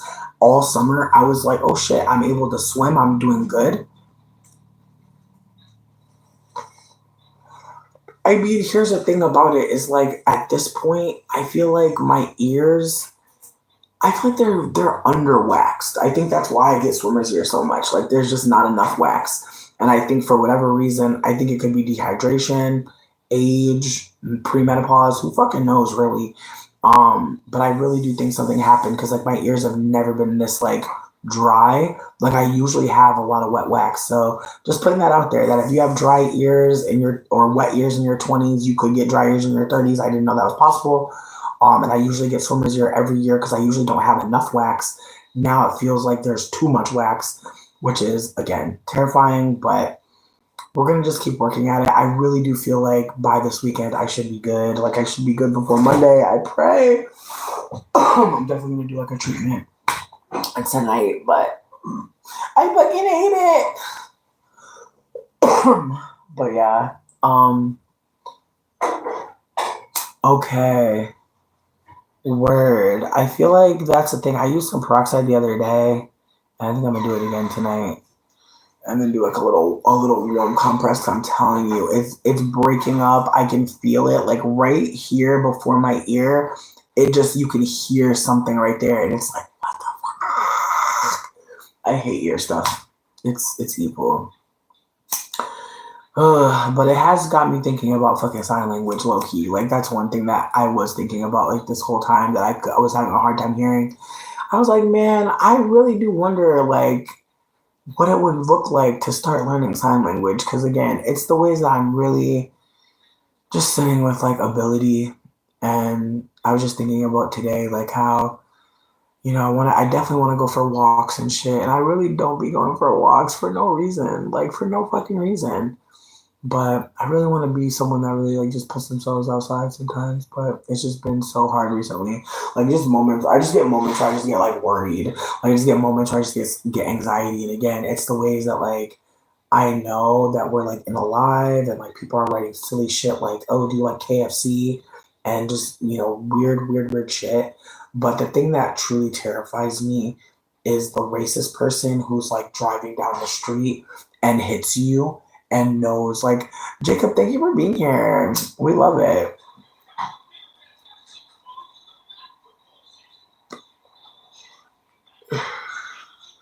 Yes, we love it.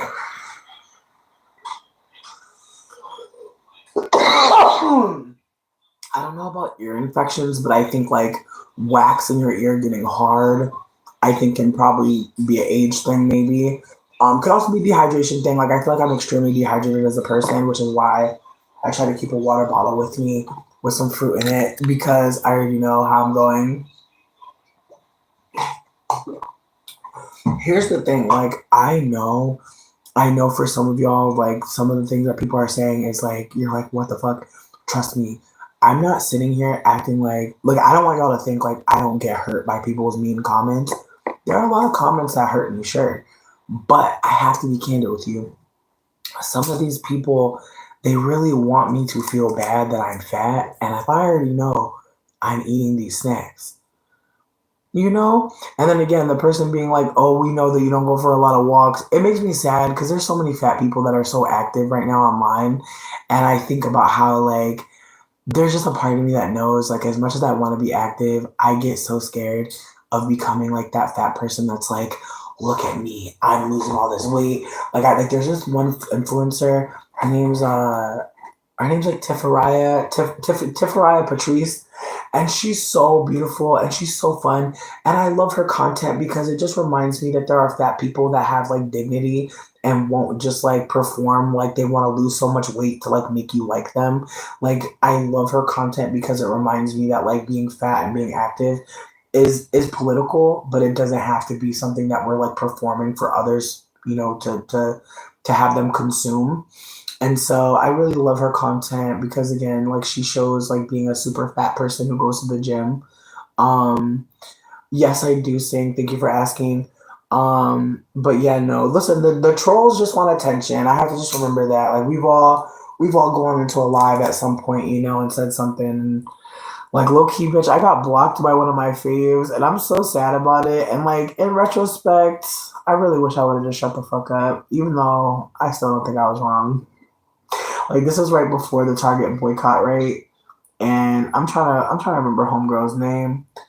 Um, damn, I hate this for me. There's a black woman who got a deal for Target. Somebody knows who I'm talking about, and she's been very popular, but unfortunately, uh, when the Target DEI rollback came out, she was telling people not to boycott Target.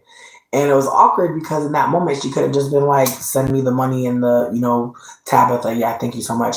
Um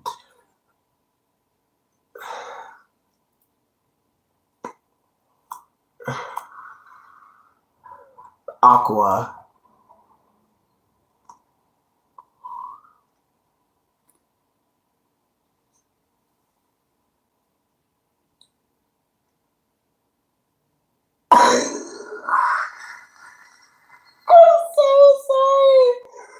I'm so sorry. Like,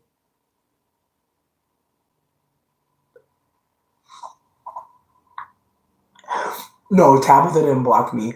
Um, uh, Damn, I hate that I'm blanking on this girl's name.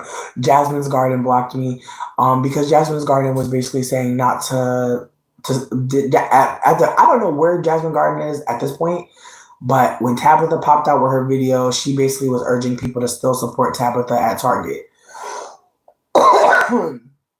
And my energy was like, Jasmine, do not tell black people to go to Target. Like that was my energy. In retrospect, I should have just sat the fuck back and just watched how it unfolded. I didn't need to be the one. I didn't need to be the one. But I was really surprised because again, she's a Capricorn. She's usually the one that says the things. And so I was just very surprised. But at the same time, in retrospect, surprised about what? She wanted to make sure Tabitha still got her money. Like on one hand, it's like as much as I understand people are like fuck black capitalists, I still think that in the very beginning of like the DEI target talks, like there are a lot of people trying to figure out how they can still support black people without harming them. And I think that that's a beautiful thing. Like I know some people may not agree. That's fine. That's actually fine. But I do think that like trying to make sure that somebody is listen, I just like didn't know what to say. Like I literally was just like, imagine Nicki Minaj. Notice how mad people left. Like I really feel like they went to go tell Nicki, bitch. Like I'm literally so scared right now. Like, sweetie, that's the last thing we need, bitch. The barbs. Sweetie, they put hexes on people. I pray the barbs aren't coming. I pray. What happened?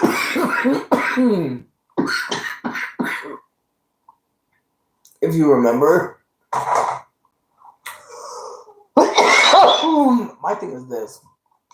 I don't think it makes sense for me to be mad at anybody black. We're trying to make sure somebody black wasn't fucked over in the Target shit. So my energy wasn't like, Jasmine, you're dumb. Like, it was just like, Jasmine, no. Like, I was like, no, please. And unfortunately, I don't think Jasmine was open to being pushed back on, which is real. But she definitely blocked the shit out of me.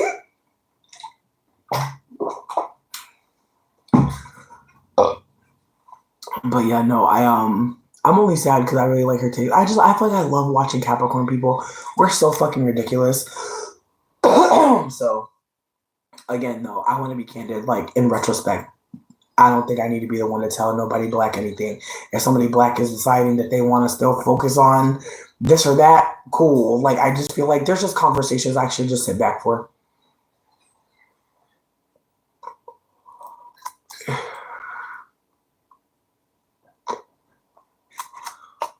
I'm crying. I'm crying. That makes me sad because she's so funny. Like, she's really so funny. I really appreciate her. And I wish that never happened to either of us. Like, I wish we never had that issue. No, I know. Like, it's the way the Barbs are about to, like, katana, bitch. I'm terrified. I don't want the Barbs to hurt me. Let me stop. I'm just saying though, I feel like I've seen some things. I've seen the Barbs attack. Sidebar, this is unrelated to everything, but somebody was bringing up, oh, Taylor, I hope you're doing well. Somebody was bringing up Trisha Paytas the other day, and then somebody told me that they only knew about Trisha Paytas because of me. I am so fucking sorry, bitch. I found out about Trisha Paytas randomly one day, and then I was down the wormhole. I went down the wormhole. I just could not stop reading about this bitch because it was just so crazy. I was like, wow, like, fat white bitches get to do anything.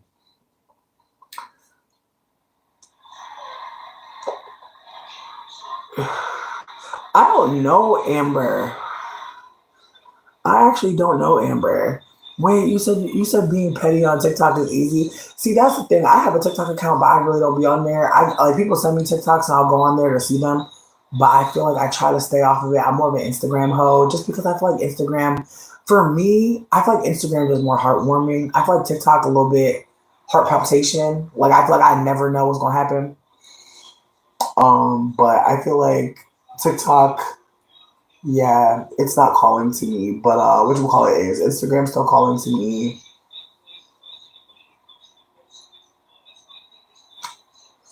Here's my thing. I've never talked about Amberlynn. I never got into her content. I actually don't know Amberlynn Reed at all. I don't know anything that she's ever done. I don't know her.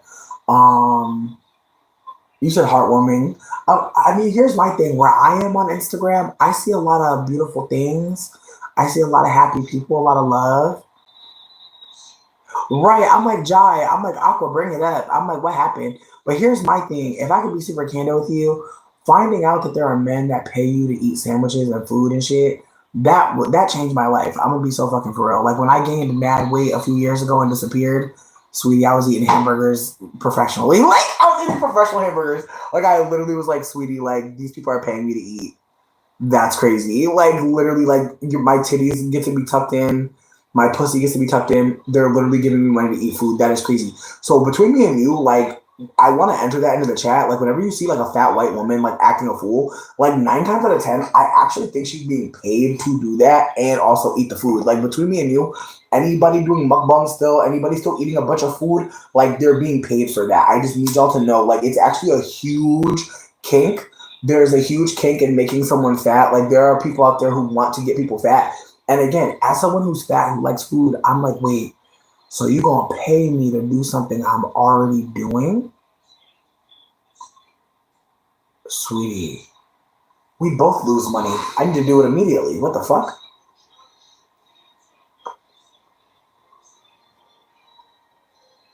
I'm crying. That they're talking about their life with her. Meanwhile, they probably were feeders.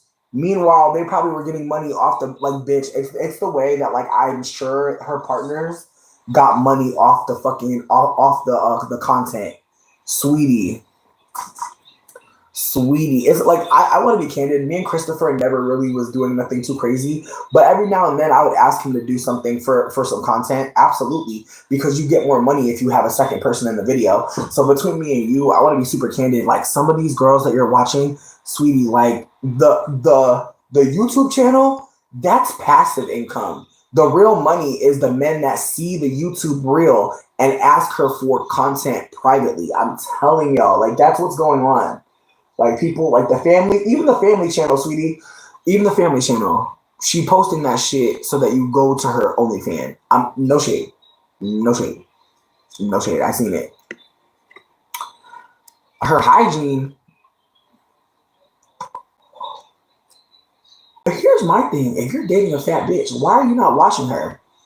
Like that's where I'm at, honestly. Like if you're with a fat bitch that's that big, like she's very big.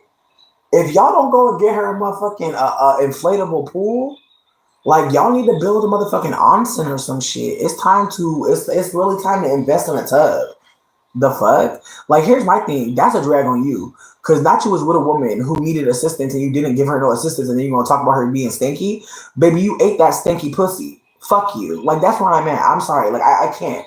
People love to talk about a fat bitch stinking, but you was up in them stankin' ass rolls, huh? In that stankin' pussy, huh? Shut your ass up. That's why I'm getting mad because I feel like people love to talk about fat people stinking, and the gag of it all is, bitch. It's the way I got five different deodorants that do different things. Like it's the way that I literally know that, like when I go any fucking weird, bitch, if I let me smell, let my sit down air smell crazy.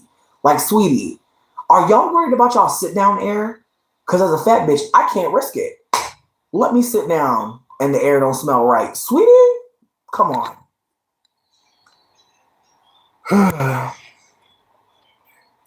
Not died of obesity. Ooh, that's tragic.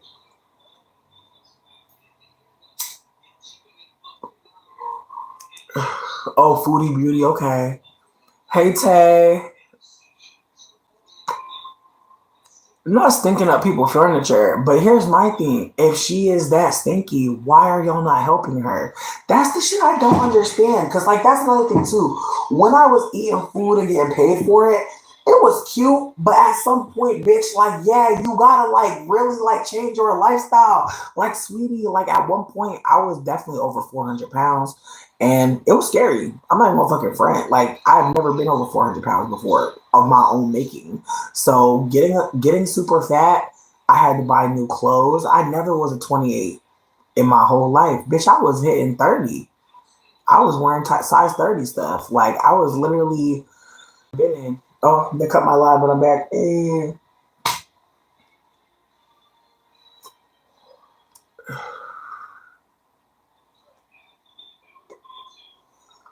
Aqua, it's the way you got all this tea. I'm crying. Like you really got me invested now. Now I'm gonna have to look into it. I'm kind of sick.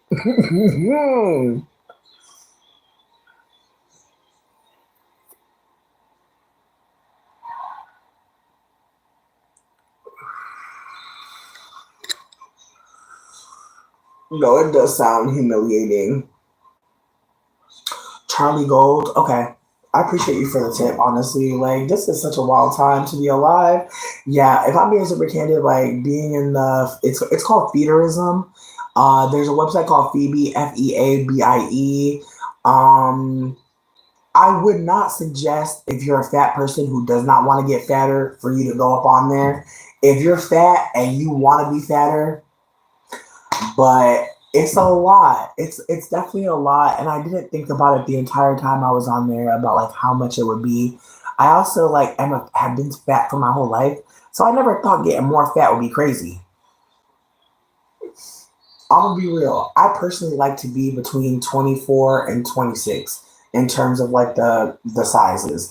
I feel like a size 22, okay, it's not my preference. I prefer to be between 24 and 26. I feel like that's a good size for me. At this point, I don't know what my real size is. Like, I feel like I have something that's like a size like 20 that I'm going to try on that doesn't look like it's going to fit. So I think I might be around size 22 at this point. But for the most part, I feel like I like to be a fat person. I feel like it feels good to me. I love how my legs rub. I love how my belly sits on my thighs. I love how my booty, booties. Like I don't know. Like I feel like there's definitely were times where I wasn't really happy being fat, but it wasn't like any in particular thing. I think at this point now, I'm just so grateful that like I have all of my body. Like I think that I don't know. I think about how when you're fat, people just constantly tell you you're about to get diabetes, and I think about how like that's a big part of like why I don't fucking drink that much soda, like why I don't do certain things. Like there's so much restriction that I do because again, like the internalized like fear of like catching diabetes that all fat people get told about. And again, I know I probably look crazy touching my ear, but I'm telling y'all, I'm so close to my ear being good. I cannot wait to do my peroxide rinse tonight. She's a reactor on Amber content, and she's slightly fatter than Amber. Slightly less, okay. I'm crying. I'm crying that I laughed, but I'm just like, bitch, leave her alone. Here's my thing. I feel like if she is stinky, if she didn't really have cancer, like, I don't know. Like, it's weird. I feel like, I don't know, bitch. I don't know. I don't know. Like I think like when white people are online, like people really think that everything that they do is reasonable. And so I think at some point, I think when people are talking about they have cancer, I feel like that can be like a hard moment to like really know what to do other than be like, I hope you get well. Like I feel like I don't ever want to be speculating on whether or not people are really sick because again, as someone who was recently in the hospital, it's the way so many people just were like, were you really in the hospital? And it's like, bro, why would I lie about that? But again, it's the way that like we're in a time where people are very suspicious about what people are up to, how people spend their time, how people spend their money. And so who knows? Um, damn, not 5 years. Here's my thing though, like, do you think that she should lose weight? Like, is the way she's talking about Amber seemingly like, she's like shaming her for being fat too, and like it just seems bizarre because they're both larger. I'm just wondering like what the ire really is for her because again, I think like I don't know. I think about how like when you create content, like there's gonna be somebody who talks about it. Like you hope, right? But if people don't like it, or worse, and people hate to watch it. Oh my god, that's the worst. Like I'm sad for people who have content like situations like that where like it don't matter what you do, like people are not really watching you. Like I think about like the Teen Mom girls. It's like ain't nobody watching you, bitch. We're trying to see if you're being abusive to them kids. Like again, it's the ways that like sometimes people watch people and it's like they're not even watching them. They're surveilling them. And I think about that too, about how like are we able to be like supporting everyone? Like can we actually watch everyone's content? Or are some people are we just working on some people? Are we just like, you know? Sometimes I really wonder, like, are we able to just watch people? Is that really possible when we can do so much when we watch them? Like if you can watch someone and like put them in the Hollywood, like doesn't that mean that like you're doing a lot more than just watching? Like if watching equals supporting, like what does that really mean if you really don't have the intention of like helping that person? I don't know. I don't know. Got it.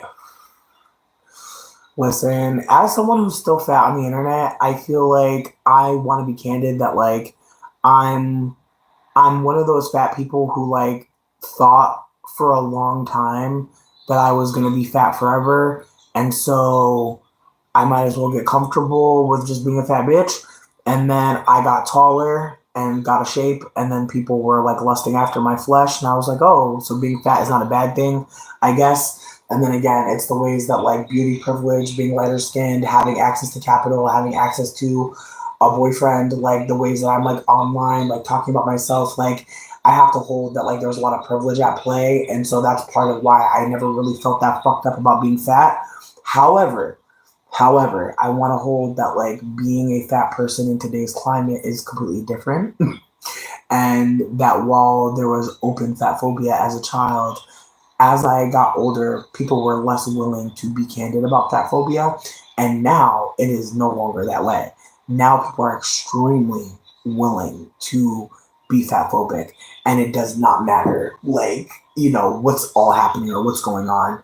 And so I want to be candid that there's going to be moments like the next 4 years, probably more, where there are people that come in here and just start talking about fried chicken, just start talking about me being fat, just start talking about me being ugly. Like that's gonna happen. And it's the ways that like I don't want anyone to think that like before when people did it, it wasn't the same shit as it is, you know? Like it's still the same thing. But it's the ways that people are afraid, or people were afraid in a way that they're not now, which is wild. Like it's the amount of white people being super candid about being anti-black, and black folks like having to make like there's like literally like bitch, like it's the way that I just found out about a digital green book to help black people navigate so they don't get hurt. And it's got me sitting with the reality that when I found out about Green Book, when I found out that there was a book black people created to know where to go, I was an adult. Not one elder ever told me that anybody black was scared to travel around this fucking country at any point. It's the way that I find out, or I found out rather, so much of why black people react the way they do to certain things after the fact. It's the way that I used to genuinely think at times that there were black folks who were scared of doing certain things because maybe they didn't want to put themselves out there. Now I'm like, bitch, you even excel. Fuck put yourself out there. You're just excelling and people are harming you, being anti-black. It's the way that a black woman just posted about how her neighbor has burnt down her fucking garden. Like, do you hear what I just said? Her neighbor, a man that lives next to her, set her garden on fire. And she's like, I have evidence. And like, it's the way that she's on a camera screaming at a white man who doesn't give one fuck that she has evidence. And it just has me sitting with the reality that, like, that is the history that we didn't hear about. That has always been there. There's always been white people burning black people shit down. There's always been black folk that had evidence, but hasn't mattered. And it's the way that for a little bit of time, I thought that the world is getting better, and I want to hold that.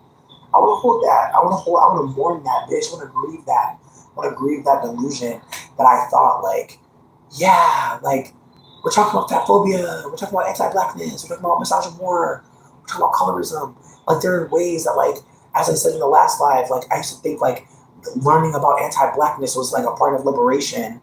And I'm realizing every day that no, like, that's not even the point of it.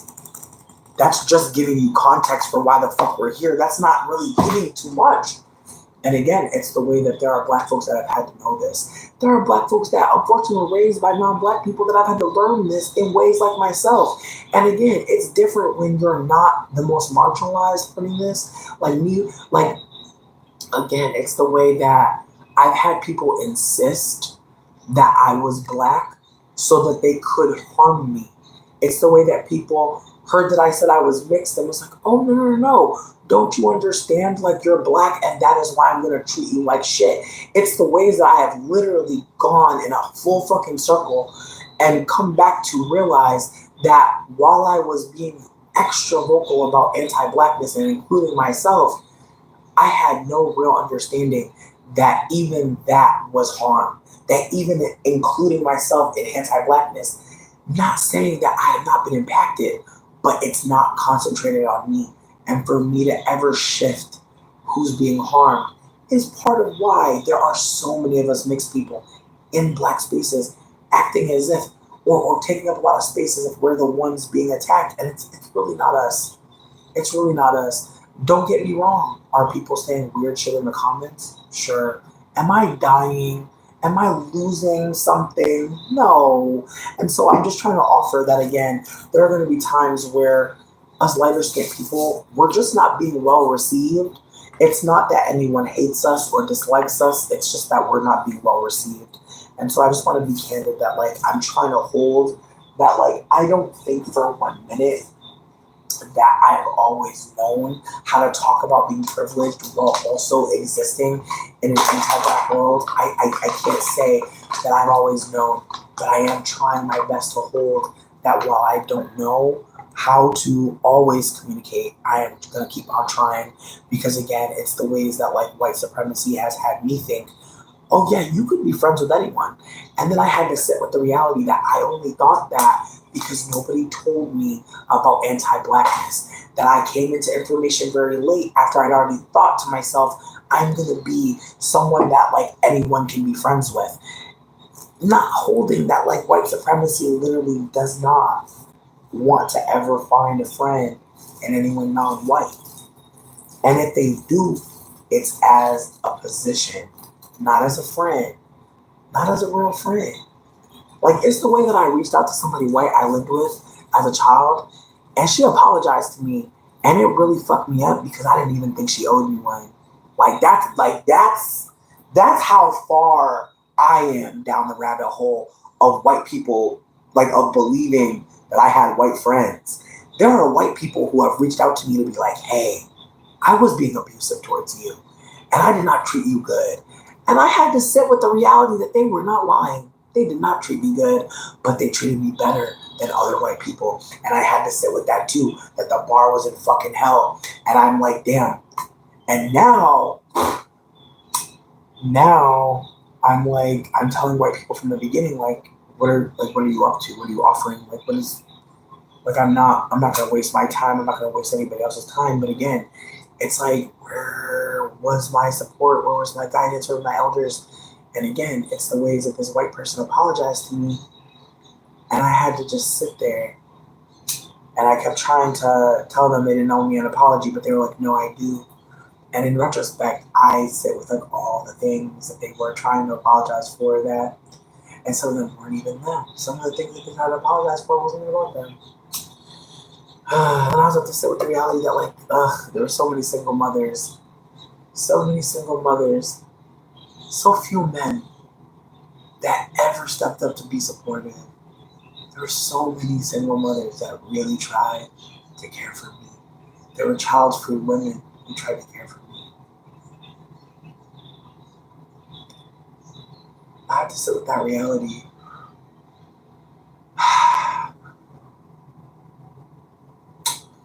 Yeah, again, I know this seems like a random ass call, but it's not, bitch. Like we're really unraveling. And again, white supremacy is on our necks collectively. We know this, we see this.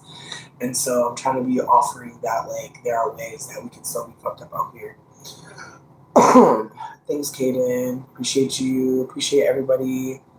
Um, Word. Listen, I appreciate everybody for being here. I'm really just going off. I had a lot of topics, a lot of things I wanted to share, and I don't know. I think I'll be back later. Maybe not though. I really think I should probably prioritize healing my ear, but I really appreciate people for stopping by to hang out, for spending time.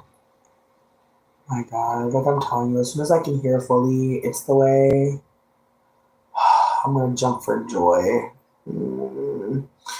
Pray for me, you guys. I hate being sick, and I don't do well mentally when I'm sick. Like that's also why I've not been here because I'm just like. Anyways, thanks for listening. I'm gonna dip. I appreciate you so much, Aqua, for like carrying this convo for so long. Honestly, like I honestly just wanted to come here and just be a yapper, but I also wanted to talk about some things that were happening that topical. I wish that I would have like maybe restructured the night so I could stay here a little bit longer, but I think shit over 3 hours. I think we're okay. Anyways,